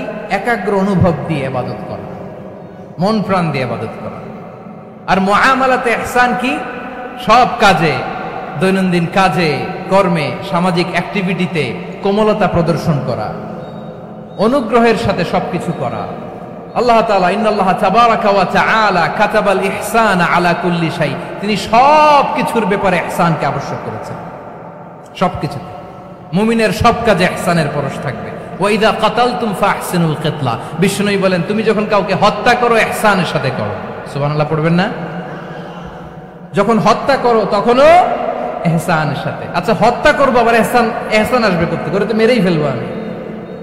আল্লাহ, ও ভাই একজন খুন করেছে, খুনি, রাষ্ট্রীয় আইনে তার শাস্তি হয়েছে ডেথ পেনাল্টি, মৃত্যুদণ্ড। এখন মৃত্যুদণ্ড দেখে আপনি যেমনি মন চায় তেমনি মারবেন লোকটারে? ওর নাক কেটে ফেলতে পারবেন? ওর কান কাটতে পারবেন? ওর চোখ উপড়ে ফেলতে পারবেন আপনি? যেমন মন চায় তার অঙ্গহানি করা যাবে না। ইহসানের সাথে তাকে হত্যা করো। সুবহানাল্লাহ, this is Islam, this is the true essence of Islam. ওয়া ইযা যাবাহতুম ফাহসিনু যাবহা, যখন জবাই করবে তখনও ইহসানের সাথে জবাই করো। করব জবাই, ওইখানেও নাকি ইহসান। আচ্ছা, কুরবানির দিন আমরা পশুগুলোরে কি করি বলেন? সবাই আওয়াজ করে জবাই। জবাই মানে তো এটার মেরেই ফেলতেছি, একটু পরে তো টুকরো টুকরো করে গোশতগুলো খাবো, এটা তো খাবো, এটা তো মেরেই ফেলবে। বিষ্ণু বলে না, জবাইয়ের মধ্যেও মুমিনের জবাইয়ের ভেতরেও ইহসানের পরশ থাকা চাই। যখন জবাই করবে প্রাণীটাকে হাত পা টাইট করে বেঁধে নাও, ছুরিটাকে শার্পেন করে নাও, ধারালো করে নাও, যাতে অল্প সময়ে জবাইটা হয়ে যায়, প্রাণীটা যাতে কম কষ্ট পায়। সুবহানাল্লাহ পড়ে। দিস ইজ কল্ড ইহসান। ইহসান আল্লাহ তাআলা যেমনি আদলের আদেশ করেছেন, ন্যায় বিচার, জাস্টিস এনশিওর করতে বলেছেন, সমাজে ইহসানের ব্যবহার, ইহসানের অনুশীলন তিনি করতে বলেছেন। এজন্য মুমিনের প্রতিটি কাজে, আমার চট্টগ্রামের ভাইয়েরা আমার দিকে তাকান, খেয়াল করে শুনুন, মুমিন জীবনের প্রতিটি কাজে ইহসানের পরশ থাকা চাই। আমরা যেন আমাদের পরিবারের প্রতি ইহসান করি, আমরা যেন আমাদের কর্মচারীদের প্রতি ইহসান করি, আমরা যেন আমাদের কলিগদের প্রতি ইহসান করি, আমরা যেন আমাদের ভাইদের প্রতি ইহসান করি। মুমিন জীবনের প্রতি কাজে ইহসানের পরশ থাকার দরকার আছে না নাই? কথা বুঝতে পেরেছেন? তাহলে আল্লাহ তাআলার তিনটা আদেশ ছিল, কয়টা গেল? ভুলে গেছে, ভুলে গেছে চট্টগ্রাম। তিনটা আদেশের মধ্যে কয়টা বললাম? প্রথমে কি ছিল? আদল। 2 নম্বরে, 3 নম্বরে রব্বুল আলামিন বললেন ওয়া ইতাইদিল কুরবা, নিকটাত্মীয়দেরকে দান করো। নিকট আত্মীয়দেরকে দাও, যারা তোমাদের ব্লাড কানেকশনের আত্মীয় তাদেরকে তোমরা দাও। এখানে জেনারেলি বললেন দাও, কি দিব সেটা তিনি এখানে বলেন নাই, সেটা তিনি সূরাতুল ইসরার মধ্যে বলেছেন। আল্লাহ বলেন ওয়া আতিযাল কুরবা হাক্কা, নিকট আত্মীয়দেরকে তাদের অধিকার, তাদের প্রাপ্য তোমরা বুঝিয়ে দাও। দেখেন, একটা শান্তির সমাজ, একটা সমৃদ্ধ সমাজ, একটা মানবিক সমাজ গঠনের জন্য আল্লাহ তাআলা বেশি না, মাত্র 3টা অর্ডার, 3টা ভার্ডিক্ট তিনি জারি করেছেন। 1 নাম্বার সুশাসন, ন্যায় বিচার। 2 নাম্বার ইহসান। 3 নাম্বার নিকটাত্মীয়, যারা কাছের, তোমার ভেরি ক্লোজ রিলেশনশিপে আছে, তাদেরকে দাও। দাও, দিলে বাড়িয়ে দেয় কে? অনেকে দিতে চায় না, কৃপণতা করে। দিলে বাড়ায় দেয় কে? ও মিয়া, মদিনার মধ্যে সবচাইতে গরিব সাহাবী ছিল বেলাল রাদিয়াল্লাহু তাআলা আনহু। ওনার এন্টায়ার অ্যাসেট, সম্পদের পরিমাণ কতদূর জানেন? একটা লুঙ্গি। বেলাল রাদিয়াল্লাহু তাআলা আনহু, ওনার টোটাল ওয়েলথের এস্টিমেশন হচ্ছে মাত্র একটা লুঙ্গি। একটা লুঙ্গি, টোটাল ওয়েলথ এস্টিমেশন, টোটাল সম্পদের পরিমাণ বেলাল রাদিয়াল্লাহু তাআলা আনহুর কি ছিল? কথা বোঝে নাই বোধহয়, কি ছিল? ওই বেলাল রাদিয়াল্লাহু তাআলা আনহুকে বিষ্ণু ইসলাম বলেছেন আনফিক ইয়া বেলাল, ও বেলাল তুমিও দাও। ওয়ালা তাখশা মিন যিল আরশি ইখলালা, আরশের অধিপতির তো কোনো ঘাটতি নাই, তুমি দিলে ওই আল্লাহ তোমারে বাড়ায় দিবে। এজন্য আমার প্রিয় ভাইয়েরা, দিলে কমে না, দিলে বাড়ে। অনেকে ধরে রাখে, নতুন কিছু নিতে পারে না, হাত দিয়ে যেটা ধরে রেখেছেন এটা দিয়ে দেন, বড় একটা ধরার সুযোগ পাবেন। জোরে বলেন ঠিক কিনা? ধরেন 5 কেজি ওজনের একটা ধরে রাখছেন, এখন 10, এটা না ছাড়লে 10 কেজি ধরতে পারবেন আপনি? আচ্ছা, 10 কেজির জিনিস একটা আছে হাতে, ওইটা যদি ছেড়ে দেন তাইলেই না 15 কেজি ধরতে পারবেন। কথা বলেন ঠিক কিনা? তাহলে দিলে বাড়িয়ে দেয় কে? রব্বুল আলামিন বললেন 3 নাম্বার আদেশ হলো তোমাদের প্রতি সমাজটারে কেমন করে মানবিক সমাজ, সুন্দর সমাজ গড়বা। 3 নাম্বার আদেশ হলো ওয়া আতিদাল কুরবা হাক্কা, নিকটাত্মীয়দেরকে তাদের প্রাপ্য বুঝিয়ে দাও। এই নিকটাত্মীয়দেরকে তাদের অধিকার বুঝিয়ে দেওয়া, প্রাপ্য বুঝিয়ে দেওয়াতে আমাদের গাফলতি আছে না নাই? চট্টগ্রামে নাই? মাশাআল্লাহ আছে, আছে। অনেকে দেখবেন অনেক আল্লাহওয়ালা, তাহাজ্জুদ গুজার, সেজদা দিতে দিতে কপালে কালো দাগ ফেলে দিছে, সে তার বোনের হকটা আদায় করে নাই। আছে না নাই? হ্যাঁ, এখানেও আছে। সর্বনাশ। অনেক বড় হাজী সাহেব, বিশাল লম্বা দাড়ি, ছেলেরে সব দিয়ে দিছে, মেয়েরে কিছু দেয় নাই, মেয়ের হক আদায় করে নাই। আছে না নাই? এই হাজী সাহেবেরা, এই আল্লাহ আল্লাহরা কিয়ামতের ময়দানে আটকে যাবে। আপনি অন্যের অধিকার নষ্ট করেছেন, তাদের রাইটস কে ভায়োলেট করেছেন। এজন্য আল্লাহ তাআলা বলেন, কারো অধিকার যদি কেউ নষ্ট করে, ওই সমাজটা মানবিক সমাজ কঠিনকালেও হতে পারে না। এজন্য 3 নম্বর আল্লাহ বললেন, ওয়া ইতা ইদিল কুরবা, নিকটাত্মীয়দেরকে দাও। কি দিবা? তাদের অধিকার দিয়ে দাও। বোনের অধিকার বুঝিয়ে দাও, মেয়ের অধিকার বুঝিয়ে দাও, ফুফুর অধিকার বুঝিয়ে দাও। দেখবেন অনেক মায়েরা ছেলের পাতে মুরগির রান দেয়, মেয়ের পাতে দেয় মুরগির ঠ্যাং। এরকম আছে না নাই? ছেলেরা কি দেয়? মুরগির। মেয়ের পাতে কি দেয়? তো মেয়ের কি মুরগির রান খেতে মনে চায় না? মনে চায় না? এমনটা করা যাবে না। নিকটাত্মীয়দেরকে অধিকার দিয়ে দাও, নিকটাত্মীয়ের সাথে সুসম্পর্ক রাখো। আদেশটা কার?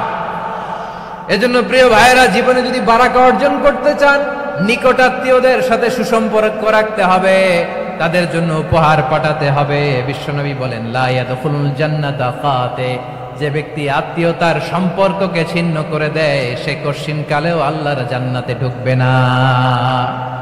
আপনি কি এটারে সহজ হাদিস মনে করছেন? এটা সহজ কথা। আপনি ভাবছেন আপনার নামাজ আপনারে বাঁচাতে পারবে, আপনার রোজা বাঁচাতে পারবে, আপনার তাহাজ্জুদ আপনারে বাঁচাতে পারবে? অধিকার নষ্ট করলে কিছুই আপনারে বাঁচাতে পারবে না। এজন্য নিকট আত্মীয়দেরকে দিতে হবে বেশি বেশি। বিশ্বনবী বলেন, ইন্না সাদাকাতা আলাল মিসকিনি সাদাকা ওয়া আলা যির রাহিমি ইসনাতান সাদাকাতুন ওয়া সিলা। মিসকিনরে দান করলে শুধু দানের সওয়াব হয়, নিকট আত্মীয়কে দান করলে দুইটার সওয়াব হয়। সাদাকার সওয়াব হয়, আবার আত্মীয়তার বন্ধন অটুট রাখার সওয়াব হয়ে যায়। আবার বিশ্বনবী বললেন, মান সাররাহু আইয়ুবসাতা লাহু ফি রিজকিহি ওয়া ইউনসা লাহু ফি আসারিহি ফালইয়াসিল রাহিমা। যে ব্যক্তি তার রিজিকের প্রশস্ততা চায় আর হায়াতে বরকত চায়, সে যেন তার আত্মীয়ের সাথে সুসম্পর্ক রাখে। আমার প্রিয় চট্টলার ভাইয়েরা, আমাদের রিজিক বাড়ুক, এটা আমরা চাই কি চাই না? সবাই চান? হ্যাঁ, আমাদের রিজিকে প্রশস্ততা আসুক, চাই কি চাই না? আমাদের হায়াতে বরকত আসুক, আমরা চাই কি চাই না? এই দুইটা যদি চান, তাহলে নিকটাত্মীয়দের সাথে সুসম্পর্ক রাখবেন। পারবেন? তাহলে সমাজটারে মানবিক সমাজ বানায় দিবে কে? 3টা আদেশ চলে গেল। কয়টা? আওয়াজ করে বলেন। 1 নম্বরে কি ছিল? 2 নম্বরে, 3 নম্বরে নিকটাত্মীয়দেরকে দান। আপনাদেরকে আরো শোনার আগ্রহ আছে? আপনাদের মনোযোগ আছে না গেছে? কষ্ট হচ্ছে না? মাশাআল্লাহ, মাশাআল্লাহ। তাকবীর পড়ুন, লিল্লাহি তাকবীর।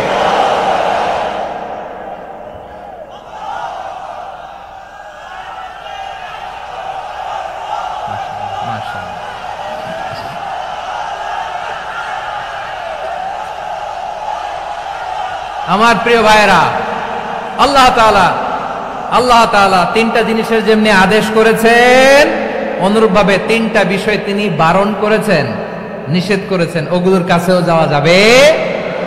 শুনবেন। রাব্বুল আলামিন বলেন, ওয়ায়ানহা আনিল ফাহশাই ওয়াল মুনকারি ওয়াল বাগি। আমি যেমনি 3টি বিষয়ে আদেশ করলাম, অনুরূপভাবে 3টি বিষয়ে বারণ করলাম, নিষেধ করলাম। আমার 1 নাম্বার নিষেধাজ্ঞা হলো অশ্লীলতার প্রতি। ফাহশা, ওয়ায়ানহা আনিল ফাহশা। আল্লাহ তাআলা অশ্লীলতাকে নিষেধ করেছেন। কোন জিনিসকে? সবাই বলুন, কোন জিনিসকে? যত ধরনের, যত টাইপের, যত ক্যাটাগরির অশ্লীলতা হতে পারে, সব অশ্লীলতাকে হারাম করেছেন কে? ফাহশা মানে কি? কথায়, কাজে, আচরণে, কমেন্ট, ফেসবুকের কমেন্টসে যত ধরনের নোংরামো আছে, যত ধরনের অশ্লীলতা আছে, এটাকে আরবিতে বলে ফাহশা। এটাকে কি বলে? রাব্বুল আলামিন বলেন, কুল ইন্নামা হাররামা রাব্বিয়াল ফাওয়াহিশা মা যাহারা মিনহা ওয়া মা বাতান ও নবী, আপনি বলে দেন আমার রব প্রকাশ্য অপ্রকাশ্য, স্পষ্ট কিংবা অস্পষ্ট, দৃশ্যমান কিংবা অদৃশ্যমান সব অশ্লীলতাকে হারাম করেছেন। সব ধরনের অশ্লীলতা হারাম, সব ধরনের। আল্লাহ তাআলা আমাদেরকে অশ্লীলতা থেকে বাঁচান, অশ্লীলতা থেকে তিনি আমাদেরকে হেফাজত করুক, পড়েন আমিন। এবার বলেন, আমাদের সমাজে অশ্লীলতা আছে না নাই? চট্টগ্রামে নাই? আমি কই নাই, ওনারা বলে আছে। দেখছেন, আমি সামহাও বাঁচায় দেওয়া ট্রাই করতেছি, আমি সামহাও বাঁচায় দেওয়া ট্রাই করতেছি, ওনারা বলে আছে। অশ্লীলতা নানা ভাবে, নানা নামে, নানা মোড়কে আমাদের সমাজে আছে না নাই?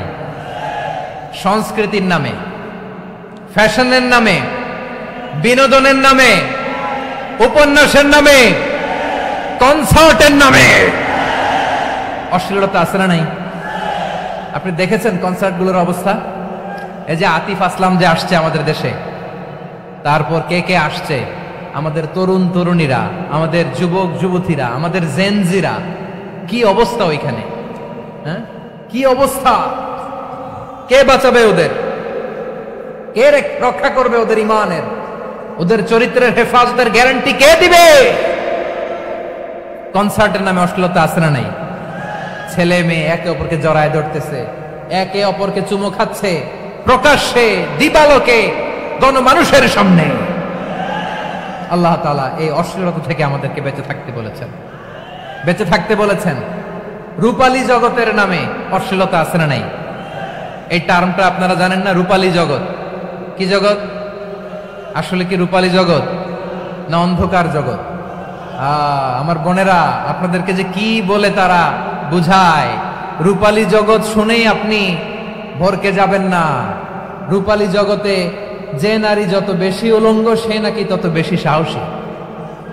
জানেন, বলে এটা একটা সাহসী নারী, খুব সাহসী পদক্ষেপ তার। যত বেশি শরীর থেকে কাপড় নামাতে পারবে, যত বেশি বস্ত্রহীন হয়ে নিজেকে প্রেজেন্ট করতে পারবে, সে নাকি তত বেশি সাহসী। আমার চট্টলার ভাইয়েরা, শয়তানের প্রথমে এজেন্ডা ছিল বনি আদমকে বস্ত্রহীন করা। সে আদম এবং হাওয়া আলাইহিস সালামকে নিষিদ্ধ গাছের ফল খাইয়ে তাদেরকে বস্ত্রহীন করেছে। এই জামিনেও সে আমাদেরকে বস্ত্রহীন করতে চাইবে।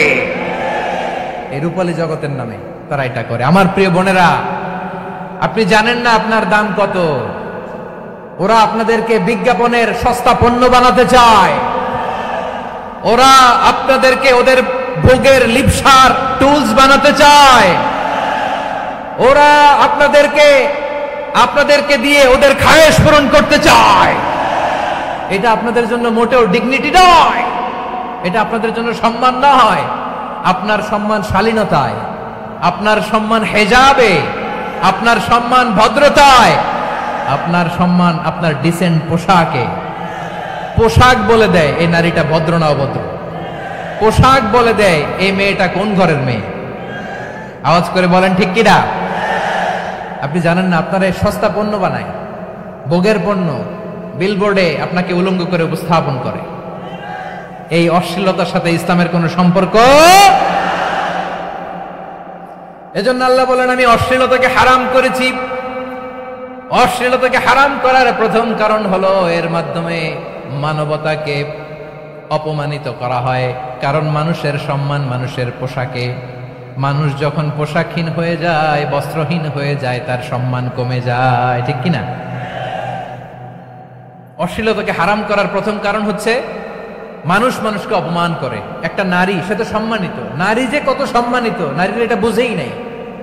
বিশ্বনবী বলেন, আর দুনিয়া কুল্লুহা মাতা ওয়া খায়রু মাতা'আদ দুনিয়া আল মারআতুস সালিহা। আমার বোনেরা, 5টা প্যান্ডেলে আপনারা এলইডিতে আমার আলোচনা শুনছেন, আমি জানি। আপনাদের এই গর্ভ যে কত দামি আপনি জানেন না। আপনার পেট থেকেই আসবে আগামী দিনের সালাহুদ্দিন আল আইয়ুবী।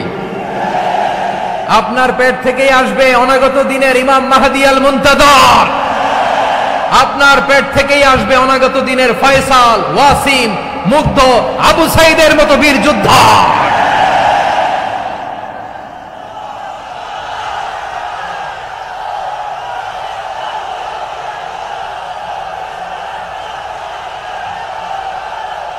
আমার প্রিয় বোনেরা, আমার প্রিয় বোনেরা, বিশ্বনবীর কথার ওজন খেয়াল করেন। আর দুনিয়া কুল্লুহা মাতা ওয়া খায়রু মাতা'আদ দুনিয়াল মারআতুস সালিহা। দুনিয়ার সবকিছুই অ্যাসেট, এর মধ্যে সবচেয়ে দামি অ্যাসেট নেককার নারী। আপনার গর্ভ যে কত দামি আপনি জানেন না। নিজের সময়টাকে কাজে লাগান, কোরআন পড়েন, সুন্নাহ পড়েন। আপনার অনেক দায়িত্ব ঘরে। You are the MD of your family. একটা family it's a very big institution. পরিবার একটা অনেক বড় প্রতিষ্ঠান। And you are the MD of your institution. আপনি এই পরিবারের MD, managing director of your family. এখানে আপনার কত দায়িত্ব। আপনি ছেলে মেয়েদেরকে তারবিয়া করবেন, আপনি আপনার স্বামীর জন্য ঘরটারে জান্নাতের নীর বানাবেন, আপনার জন্য জান্নাতের ডুপ্লেক্স বাড়ি ওইখানে তৈরি করে রাখবে কে? আপনি যে কত দামি আপনি জানেন না। নারীদেরকে আল্লাহ বানিয়েছেন উচ্চতর করে, নিম্নতর নয়। নারীদেরকে ছোট্ট জিনিস দিলে এটারে বড় করে দেয়। নারীদেরকে ভ্রূণ দিলে, শুক্রাণু দিলে নারী এটারে বাচ্চা হিসেবে উপহার দেয়, ঠিক কিনা? বিয়ের মাধ্যমে স্বামী যখন তার শুক্রাণু তার স্ত্রীকে উপহার দেয়, স্ত্রী রিটার্নে কি উপহার দেয়? ফুল ফর্ম বেবি, মানব সন্তান। দেখছেন, আপনি দিলেন একটুকুনি, দিছে বিশাল। আপনি যদি নারীকে বাজার এনে দেন, নারী এটাকে সুস্বাদু খাবারে রূপান্তর করে দেয়। আপনি তাকে একটা মুচকি হাসি দিয়ে দেন, সে তার কলিজা দিয়ে দেয়। কিন্তু যদি আপনি তার মনে কষ্ট দেন, সে আপনার জীবনকে জাহান্নাম বানায়া দেয়। খবর আছে, নারীর মন বুঝতে পারলে নেয়ামত, বুঝতে না পারলে কিয়ামত। ঠিক কিনা বলেন? আমার প্রিয় বোনেরা, আপনি যে কত দামি আপনি জানেন না। জানেন না আপনি কত দামি, অনেক দামি আপনি।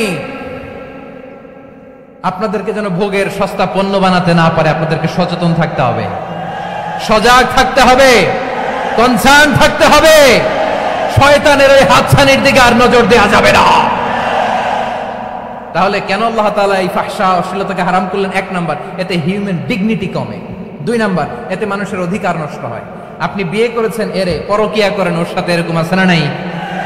স্ত্রীর অধিকার নষ্ট করেছেন। আপনি বিবাহ সম্পর্কে আবদ্ধ হয়েছেন তার সাথে, আপনি পরকিয়া করেন ওই ছেলের সাথে, আপনি আপনার হাজবেন্ডের সাথে বিট্রে করেছেন। এজন্য আল্লাহ অশ্লীলতাকে হারাম করেছেন। অশ্লীলতাকে হারাম করার আরেকটা কারণ হচ্ছে আল্লাহ তাআলা এই হিউম্যান জেনারেশনকে এটাকে প্রিজার্ভ করতে চায়। হিফজুন নাসল, এটা মাকাসিদুশ শরিয়ার অনেক গুরুত্বপূর্ণ একটা মাকাসিদ, অনেক গুরুত্বপূর্ণ। আপনার নাসল, আপনার জেনারেশনকে সংরক্ষণ করা। এই যে আসতেছে ফেব্রুয়ারি, কত ফেব্রুয়ারি জানো? এটা কি বিশ্ব ভালোবাসা দিবস? হ্যাঁ, কি দিবস? এই বিশ্ব ভালোবাসা দিবসের সাথে মুসলমানদের কোনো সম্পর্ক নাই। আমার প্রিয় ভাইরা, এই যে আপনি অবৈধ সম্পর্কে জড়ালেন, কেন আল্লাহ অশ্লীলতাকে হারাম করেছে? দেখেন, বলতেছিলাম যে এটা আপনার নাসল, আপনার জেনারেশন, আপনার লিনিয়েজ, আপনার বংশকে প্রিজার্ভ করা। কে কার বাবা, কে কার মা, বাবা মা জানা, প্রজন্মকে প্রিজার্ভ করা, এটা ইসলাম ওয়াজিব করে দিয়েছে। এই যে অবৈধ সম্পর্কের কারণে, বিশ্ব বেহায়া দিবসের কারণে, এগুলোর আউটপুট হিসেবে মাঝে মাঝে ঢাকা মেডিকেলের ডাস্টবিনে নবজাতকের বাচ্চার কান্নার আওয়াজ শুনতে পাওয়া যায়। চট্টগ্রাম মেডিকেলের ডাস্টবিনে নবজাতকের কান্না শুনতে পাওয়া যায়।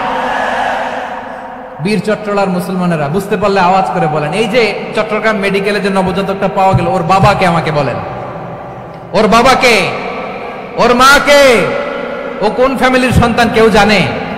আপনি হিউম্যান ডিগনিটিকে অপমান করেছেন না? আপনি তার ভবিষ্যৎকে অন্ধকার করেছেন না? আপনি তার লিনিয়েজকে প্রশ্নবিদ্ধ করে দিয়েছেন না? এই জন্য আল্লাহ তাআলা অশ্লীলতাকে আমাদের জন্য হারাম করে দিয়েছেন। পড়েন সুবহানাল্লাহ।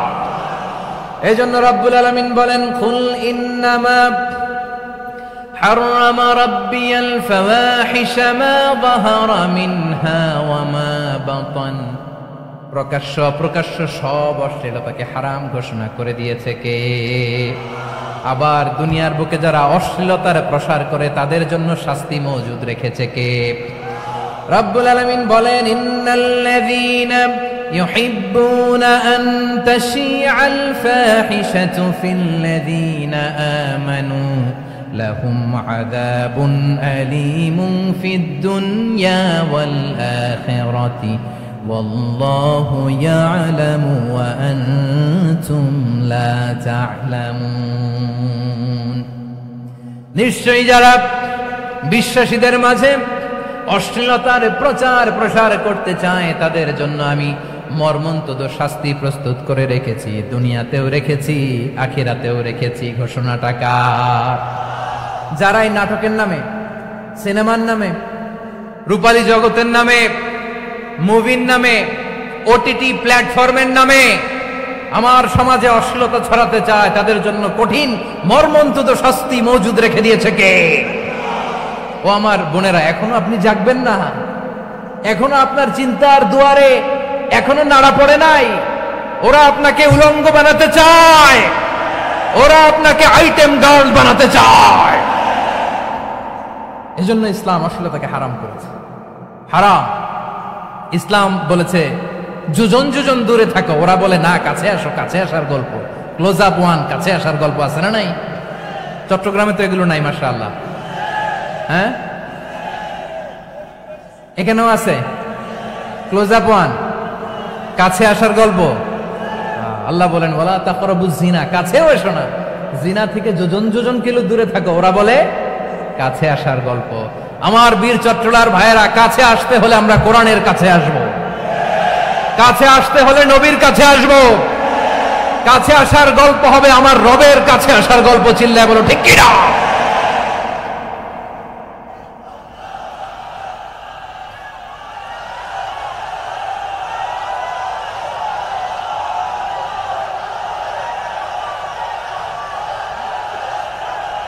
বসুন বসুন আমার ভাইয়েরা।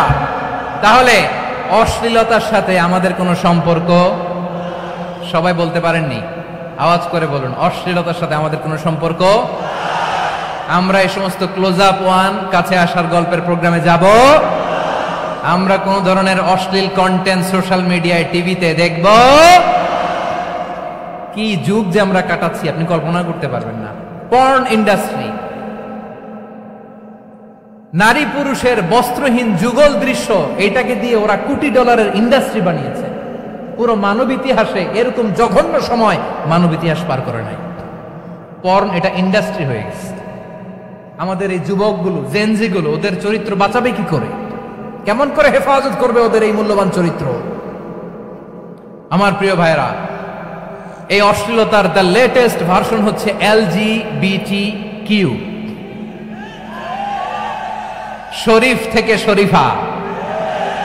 শুনছেন আপনারা? দেখতে পুরুষ, আসলেই পুরুষ, সুস্থ একজন পুরুষ, 4 সন্তানের বাবা, বলে আমি মনে মনে নারী। দেখতে নারী, সুস্থ নারী, আসলেই সে দিব্যি একজন নারী, বলে আমি মনে মনে পুরুষ। সবচেয়ে ভয়ঙ্কর অশ্লীলতার সবচাইতে লেটেস্ট ভার্সন হচ্ছে এই ট্রান্সজেন্ডারিজম। সুস্থ পুরুষ তার বায়োলজিক্যাল গ্রোথকে হরমোন দিয়ে স্টপ করে দিয়ে সে সার্জারি করে নারী হতে চায়, সুস্থ নারী পুরুষ হতে চায়। পুরুষ পুরুষের প্রতি সেক্সুয়ালি আকর্ষণ বোধ করে, এটা লূত আলাইহিস সালামের কওমের মধ্যে ছিল। এটাকেও আল্লাহ কোরআনে ফাহিশা বলেছেন। ওয়ালুতান ইয ক্বালা লিকওমিহি আতা'তুনাল ফাহিশাতা মা সাবাকাকুম বিহা মিন আহাদিম মিনাল আলামিন। লূত আলাইহিস সালাম বললেন, তোমরা কি এমন এক অশ্লীল কার্যক্রমে ডুব দিলে নাকি যেটা গোটা বিশ্বের কেউ কখনো করে নাই, তোমরাই প্রথম করেছো? পড়েন নাউযুবিল্লাহ। এই পশ্চিমের এই রোগ আমার দেশে যেন আসতে না পারে, আমাদের সজাগ থাকতে হবে। প্রিয় ভাইরা, চিল্লায় বলেন ঠিক কিনা? পশ্চিমের অবস্থা ভয়ঙ্কর। পাশ্চাত্যে, আমি যুক্তরাষ্ট্রে ছিলাম অনেকদিন, কয়েক মাস, বিভিন্ন স্টেটে ঘুরেছি। গার্ডিয়ানরা উদ্বিগ্ন, ছেলে মেয়েদেরকে, ছোট্ট ছেলে মেয়ে, ওদেরকে জিজ্ঞেস করে, তুমি how do you feel right now inside yourself? তুমি ভিতরে ভিতরে কেমন ফিল করো? তোমার কি ছেলে ছেলে লাগে না মেয়ে মেয়ে লাগে? আচ্ছা বলেন, এই ছোট্ট বাচ্চাটাও কি এগুলো জেন্ডার অ্যাসাইনমেন্ট বলতে এগুলো কিছু বুঝে? এইভাবে মিসগাইড করা হচ্ছে। কৌতূহল বশত ছোট্ট ছেলে যদি বলে আমার তো মেয়ে মেয়ে লাগে, তখন বলে যে না তুমি মেয়ে, ছেলে না। মা বাবা বাধা দিলে ওকে আলাদা গভর্নমেন্ট হাউসে নিয়ে যায়। ভয়ঙ্করতম অবস্থা। আমরা একটা সময়ে শুনতাম যে হুজুর আমার ছেলেটা খুব ভালো, হাফেজে কোরআন, আল্লাহওয়ালা, হুজুর আমার ছেলে দাড়ি রাখছে, আল্লাহওয়ালা। হুজুর আমার ছেলে 5 ওয়াক্ত সালাত জামাতের সাথে পড়ে, তার মানে আল্লাহওয়ালা। পশ্চিমে যে আমি কি শুনছি জানেন? ওরা বলে হুজুর আমার ছেলেটা ইউনিভার্সিটির একটা মেয়ের সাথে প্রেম করে, ও খুব আল্লাহওয়ালা, হুজুর দোয়া করবেন। এর কারণ ওদের কাছে আল্লাহওয়ালার ক্রাইটেরিয়া হচ্ছে হুজুর আমার ছেলেটা আরেক ছেলের পছন্দ করে নাই, আমার মেয়েটা আরেক মেয়েকে ভালোবাসে নাই, এজন্য আমার ছেলেটা আল্লাহওয়ালা, হুজুর ওর জন্য একটু দোয়া করে দিয়েন। কি চ্যালেঞ্জ ওরা ফেস করতেছে। ওনার ছেলে যে আরেক ছেলেরে বিয়ে করবে না, এটাতেই উনি খুশি যে আলহামদুলিল্লাহ আমার ছেলেটা একটা মেয়েরে ভালোবাসে, আমার মেয়েটা একটা ছেলেরে ভালোবাসে, মানে এটা খুব আল্লাহওয়ালা। নাউজুবিল্লাহ পড়তে পারলেন না? এজন্য অশ্লীলতার সাথে আমাদের কোনো সম্পর্ক। রাব্বুল আলামিন বলেন ওয়ায়ানহা আনিল ফাহশাই ওয়াল মুনকারি ওয়াল বাগি, তিনটা জিনিসকে আমি নিষিদ্ধ করলাম। এক নাম্বার হলো ফাহশা, অশ্লীলতা। 2 নম্বরে হলো মুনকার, সমস্ত মন্দ কাজ। আপনাদের মনোযোগ আছে না? শেষ করে দিব? আর 2-1 মিনিট শুনবেন? আচ্ছা বলি তাহলে, আর 2-1 মিনিট। তাহলে নিষেধাজ্ঞা জারি করেছেন 3টা জিনিসের উপর। 1 নাম্বার কি? ফাহশা, অশ্লীলতা। 2 নাম্বার মুনকার। মুনকার মানে হচ্ছে যত মন্দ কাজ, খারাপ কাজ, বাজে কাজ, এটার বলে মুনকার। এটার কি বলে? আপনারা পড়ছেন না তা'মুরুনা বিল মা'রুফি ওয়া তানহাউনা আনিল মুনকার। ভালো কাজের আদেশ, সৎ কাজের আদেশ, অসৎ কাজের নিষেধ। মুনকার, মুনকার হচ্ছে মানুষের স্বাভাবিক বিবেকবোধ যেটাকে খারাপ বলে, ওইটাই মুনকার। পৃথিবীর সব আসমানি গ্রন্থ যেটাকে খারাপ বলেছে, মানুষের স্বাভাবিক বিবেকবোধ যেটাকে খারাপ বলেছে, এগুলো সব মুনকার। যেমন ইফতিজিং, এটা কি ভালো না খারাপ? মজুদদারি, খাদ্যে ভেজাল দেওয়া, ওজনে কম দেওয়া, মাছে ফরমালিন মিশানো, চাঁদাবাজি, টেন্ডারবাজি, দখলবাজি, এগুলো আমাদের স্বাভাবিক বিবেকেই বলে এগুলো খারাপ, এগুলো হচ্ছে মুনকার। আল্লাহ তাআলা এই মুনকার থেকে আমাদেরকে বেঁচে থাকতে বলেন। আর শয়তান এই মুনকারের প্রতি আমাদেরকে উদ্বুদ্ধ করে। আল্লাহ তাআলা বললেন ইয়া আইয়ুহাল্লাযীনা আমানু লা তাত্তাবিউ খুতুওয়াতিশ শাইতান ফাইন ওয়া মান ইয়াত্তাবি' খুতুওয়াতিশ শাইতানি ফাইন্নাহু ইয়া'মুরু বিল ফাহশাই ওয়াল মুনকার। আল্লাহ বললেন আমার গোলামেরা শোনো শোনো, ও আমার বিশ্বাসী বান্দারা খবরদার, তোমরা কশিনকালেও শয়তানের পদাঙ্ক অনুসরণ করবে না, কারণ শয়তান তোমাদেরকে অশ্লীলতা এবং মন্দ কাজের দিকে উদ্বুদ্ধ করে। আমাদের কাজ হচ্ছে শয়তান আমাদেরকে যেদিকে নিতে চায় আমরা তার উল্টা দিকে যাব, ঠিক কিনা বলে? শয়তান এই মন্দ কাজকে আমাদের কাছে বিউটিফাই করে, চাকচিক্যময় করে আমাদের সামনে উপস্থাপন করে। এজন্য আল্লাহ বলেন মুনকারকে থামাতে হবে, মুনকার প্রতিরোধ করতে হবে। মুনকার প্রতিরোধের দায়িত্ব শুধু আমাদের নাকি? শুধু আপনার খতিব সাহেবের, ইমাম সাহেবের, নাকি মুসলিম উম্মার সবার? আওয়াজ করে বলুন, মুনকার অসৎ কাজ প্রতিরোধের দায়িত্ব কার? রাব্বুল আলামিন বলেন কুনতুম খায়রা উম্মাতিন উখরিজাত লিন-নাসি তা'মুরুনা বিল মা'রুফি ওয়া তানহাউনা আনিল মুনকার। তোমাদেরকে শ্রেষ্ঠ জাতি করে জমিনের মধ্যে আবির্ভূত করা হয়েছে, যাতে করে তোমরা জমিনের ভেতরে সৎ কাজের আদেশ করতে পারো আর অসৎ কাজের নিষেধ করতে পারো।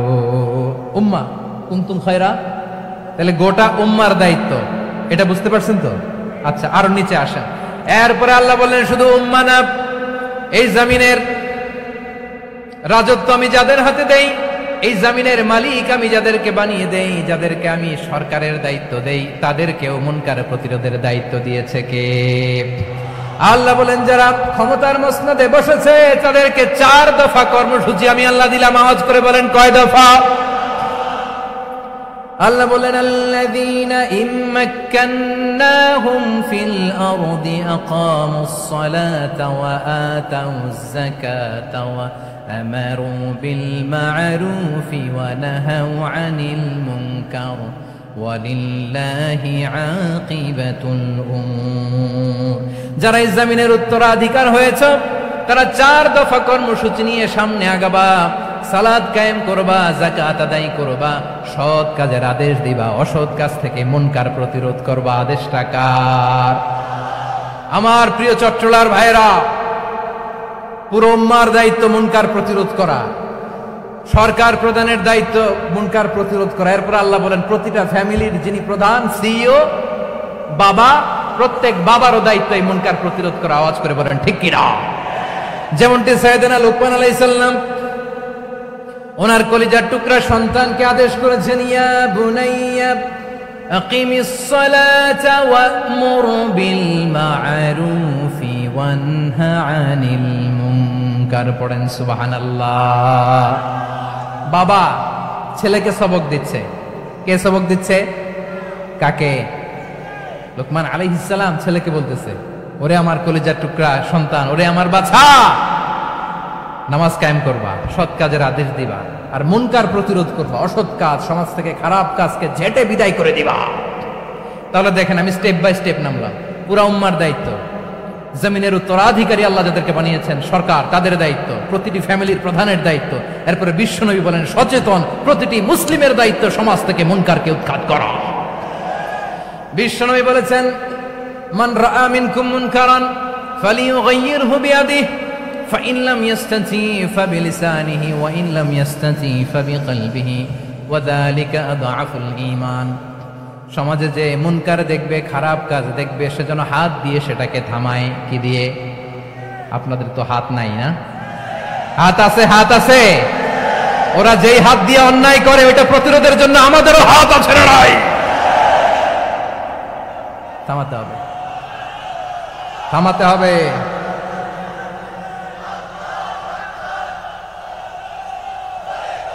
বসুন আমার প্রিয় ভাইয়েরা, ওরা ওদের যেই হাত দিয়ে টেন্ডারবাজি করে, চাঁদাবাজি করে, ইফটিজিং করে, দখলবাজি করে, যেই হাত দিয়ে, ওই মুনকার থামায় দেওয়ার জন্য আল্লাহর দেয়া আমাদেরও দুটি হাত আছে না নাই?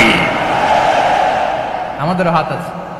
থামাইতে হবে, থামাইতে হবে, হিম্মত করতে হবে। আমার প্রিয় ভাইরা, না থামালে আমরাই ডুববো শেষমেশ। আমাদের বাঁচার জন্য হলেও থামাইতে হবে।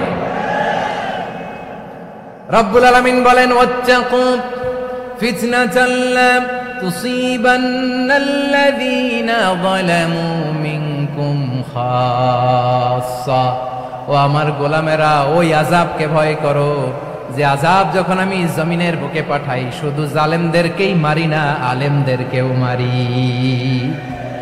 আযাব যখন আসে তখন শুধু জালিমই মরে না, আলেমও মরে। জানেন, মুসা আলাইহিস সালামের পায়ে একবার একটা লাল পোকা কামড় দিয়েছে, লাল পিঁপড়া। লাল পিঁপড়া কামড় দিলে খুব আরাম লাগে না? কি লাগে? হ্যাঁ, জলে না? লাল একটা পিঁপড়া কামড় দিছে, তো উনি রেগে মেগে পাশি দেখে লাল পিঁপড়ার বাসা, পা দিয়ে ডলে মুছে সবগুলো পিঁপড়া মেরে ফেলছে। এই ঘটনাটা আল্লাহ ঘটিয়েছেন এজন্য মুসা আলাইহিস সালাম ছিলেন কালিমুল্লাহ, সরাসরি আল্লাহর সাথে কথা বলতেন। তিনি আল্লাহকে জিজ্ঞেস করেছিলেন, আল্লাহ তুমি যখন কোন জনপদে আযাব পাঠাও, শাস্তি দাও, ওখানকার শুধু জালেমরাই তো মরে না, ভালো মানুষগুলাও মরে, তো আযাব দিবা মুশরিকদের উপর দিবা, অবাধ্যদের উপর দিবা, ভালো মানুষগুলারে মারো কেন? আল্লাহ বললেন, মুসা তোমার যে কামড় দিছিল পায়ের মধ্যে পিঁপড়া, কয়টা পিঁপড়া? জোরে বলেন। একটা পিঁপড়া, সবগুলারে মারলা কেন? রেগে মেগে পুরো পিঁপড়ার বাসা ভেঙে মেসাকার করলা কেন? এই মুসা, আমি যখন অ্যাকশনে যাই, আমি যখন শাস্তি দেই, তখন এত বাস বিচার করা হয় না, বাস বিচার করা যায় না। যখন অ্যাকশনে যাওয়া হয় ওইটা ডাইরেক্ট অ্যাকশন হয়ে যায়। চিল্লায় আপনার ঠিক কিনা? এজন্য আমাদের বাঁচার জন্য হলে ওই পাপ থামাতে হবে, এই শয়তানের অট্টহাসি থামাতে হবে, অন্যায় অপরাধ সমাজ থেকে আমাদের থামাতে হবে। কারণ আযাব আসলে ওরাও মরবে, আমরাও মরব। একটা জাহাজ 2 তলা, আপনি আছেন 2য় তলায়, শুনতেছেন? শুনতেছেন? জাহাজ কয় তলা? আপনি কোন তলায়? 2য় তলায়। নিচের তলার কিছু লোক জাহাজের তলা ছিদ্র করতে আরম্ভ করছে। কি ছিদ্র করতেছে? আচ্ছা, জাহাজের তলা ছিদ্র করলে তলা দিয়ে কি ঢুকে? এখন আপনি যদি বলেন আমার কি, আমি তো 2 তলায়, আমার কি, আমি তো সেফ, আমি তো সেফ জোন, আমি তো ভালো আছি, আমি তো ভালো আছি, ওরা ছিদ্র করে ওরা মরবে। আসলে কি শুধু ওরা মরবে, নাকি তলা ফুটো হলে ভিতরে পানি ঢুকলে আপনার শরীর সমাধি হবে? তলা দিয়ে যখন পানি ঢুকবে, জাহাজ ঢুকলে আপনিও মরবেন। এজন্য নিজে মরার আগে ওই পাগলগুলোর নিচতলায় যে থামাতে হবে, চিল্লায় বলেন ঠিক কি না? এজন্য আল্লাহ বললেন মুনকার প্রতিরোধের দায়িত্ব সমাজের টপ টু বটম সবার। পুরো আম্মার দায়িত্ব, সরকার প্রধানের দায়িত্ব, প্রতিটি ফ্যামিলির প্রধান বাবার দায়িত্ব, বিশ্বনবী বললেন প্রতিটি সচেতন মুসলিমের দায়িত্ব। এজন্য মুনকার প্রতিরোধ করার দরকার আছে না নাই? সমাজে এই যে ইফটিজিং হয়, আপনার বোনের বয়সী একটা মেয়েকে কিছু বকাটে টিটকারি করে, এই বলে সেই বলে, নোংরা কথা বলে, রাস্তায় দেখেও আপনি পাশ দিয়ে না দেখার মতো চলে যান কেন? আপনি দাঁড়ান না কেন? আপনি দাঁড়ালেই তো থেমে যাবে, কারণ সত্যের যে শক্তি তার সামনে মিথ্যা মুখ থুবড়ে পড়ে। আপনার সামনেও কিছুই না, নাথিং। আপনি দাঁড়ান, ওকে প্রশ্ন করেন যে আমার বোনকে তুমি ডিস্টার্ব করো কেন? আপনাকে দেখে আরো 5 জন দাঁড়াবে, 5 জনকে দেখে আরো 10 জন দাঁড়াবে। আমাদের নীরবতা আর আমাদের নিশ্চুপ থাকাই জালিমদেরকে আরো শক্তিশালী জালিম বানিয়েছে। এজন্য মুনকার প্রতিরোধের দায়িত্ব আমাদের সবার। টেন্ডারবাজি, চাঁদাবাজি, দুর্নীতি, অপরাধ, দখলদারিত্ব, মজুদদারি, এগুলো সব কিছু একসাথে প্রতিরোধ করতে হবে, ঠিক কিনা বলেন? একটা মানবিক সমাজ যদি চাই, প্রতিরোধ করতে হবে। প্রিয় ভাইয়েরা, আল্লাহর শপথ নিয়ে বলি, এই নাসিহাতগুলো সবার জন্য, সব দলের জন্য, সব মতের মানুষের জন্য। আমরা কোনো দলের প্রতি মানুষকে ডাকি না, আমরা ডাকি ইসলামের দিকে। সব দলের, সব মতের, সব মানুষদেরকে আমরা আহ্বান জানাই, আসুন আমরা একটা সুন্দর সমাজ বিনির্মাণ করি। এই যে নতুন বাংলাদেশের এক সুযোগ এসেছে, আর জীবনে হয়তো আসবে না, সামনের 100 বছরে এই সময় আসবে না। আসুন দেশটাকে আমরা সাজাই, আসুন আমরা দুর্নীতি বন্ধ করি, আসুন আমরা চাঁদাবাজি বন্ধ করি, আসুন আমরা দখলদারিত্ব বন্ধ করি, আসুন আমরা এক দল আরেক দলকে নিশ্চিহ্ন করার যে রাজনীতি, এটা বন্ধ করি। সব দলের প্রতি আমার আহ্বান। আমি কিছুদিন আগে একটা নিউজ দেখলাম, ওই যে লন্ডনে বসে জনাব তারেক রহমান সাহেবকে আমি ধন্যবাদ দিতে চাই। উনি সংবাদ শোনা মাত্রই ওনার দলের অনেক চাঁদাবাজকে উনি বহিষ্কার করেছে। I do appreciate. প্রতিটি দলের এরকম ইনিশিয়েটিভ নেওয়ার দরকার আছে না নাই? যে কোনো দলে এই প্র্যাকটিসটা থাকার দরকার আছে না নাই? চাঁদাবাজদের সাথে আপনারা নিজেদেরকে মুক্ত ঘোষণা করবেন যে এরা আমার দলের কর্মী হতে পারে না। আমরা চাঁদাবাজ মুক্ত বাংলাদেশ চাই, জুলুম মুক্ত বাংলাদেশ চাই, ফ্যাসিজম মুক্ত বাংলাদেশ চাই, গুণ খুন খারাপি মুক্ত বাংলাদেশ চাই। আমরা নতুন ভোরের বাংলাদেশ চাই। ওই বাংলাদেশ পাওয়ার জন্য মুনকার প্রতিরোধে, অন্যায় প্রতিরোধে যদি বাঘের বাচ্চার মতো, আবু সাইদের মতো 2 হাত উঁচু করে বুককে টান টান করে প্রসারিত করে দাঁড়াতে হয়, রাজি আছে মুসলমান?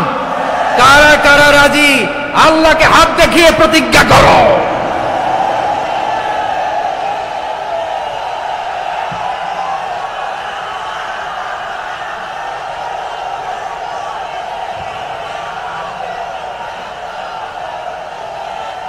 আমার প্রিয় ভাইয়েরা, বসুন বসুন আমার ভাইয়েরা। রাব্বুল আলামিন বলেন, ওয়ায়ানহা আনিল ফাহশাই ওয়াল মুনকারি ওয়াল বাগি ইয়াইদুকুম লাআল্লাকুম তাযাক্কারুন। বসুন। আল্লাহ বললেন, আমি অশ্লীলতাকে নিষেধ করি, আমি সব ধরনের মন্দ কাজকে নিষিদ্ধ করি, সব শেষে আমি সীমা লঙ্ঘনকে তোমাদের জন্য নিষিদ্ধ করি। আলোচনা মনে আছে তো, না ভুলে গেছেন? নিষিদ্ধ করেছেন কয়টা জিনিস? 1 নম্বরে অশ্লীলতা, 2 নম্বরে মুনকার তথা সব মন্দ কাজ, 3 নম্বরে আল বাগি, সীমা লঙ্ঘন, ক্রসিং দ্য লিমিট। সীমা লঙ্ঘন করা ভালো না। We all should know our limits. চিল্লায় বলেন ঠিক কিনা? একই আয়াতে আল্লাহ বললেন, কুল ইন্নামা হাররামা রাব্বিয়াল ফাওয়াহিশা মা যাহারা মিনহা ওয়া মা বাতানা ওয়াল ইসমা ওয়াল বাগিয়া বিগাইরিল হক। অন্যায় ভাবে যে অবাধ্য হয়, যে সীমা লঙ্ঘন করে, তাদেরকেও আমি এটা হারাম করে দিলাম। সীমা লঙ্ঘন করা হারাম, সীমা লঙ্ঘন করা হারাম। আল্লাহ বারবার আমাদেরকে ওয়ার্নিং দেয়। যখন আমরা থামি না তখন আল্লাহ ধরে, আর যখন ধরে তখন ছাড়ে না। ধরে না, ধরলে আল্লাহ ফেরাউনকে কিন্তু হুট করে ধরে নাই, আপনারা জানেন 9 বার ওয়ার্নিং দিয়েছে ফেরাউনকে। আল্লাহ তাআলা ওয়ার্নিং দিয়েছিল কয়বার? বীর চট্টলার বীর সেনানীরা আওয়াজ করে বলেন, ফেরাউনকে ধরার আগে ওয়ার্নিং দেওয়া হয়েছিল কয়টা? রব্বুল আলামিন বলেন, ওয়ালাকাদ আতাইনা মূসা 9 আয়াতিন বাইয়িনাত, 9টা মুআজিজা দেখিয়েছি।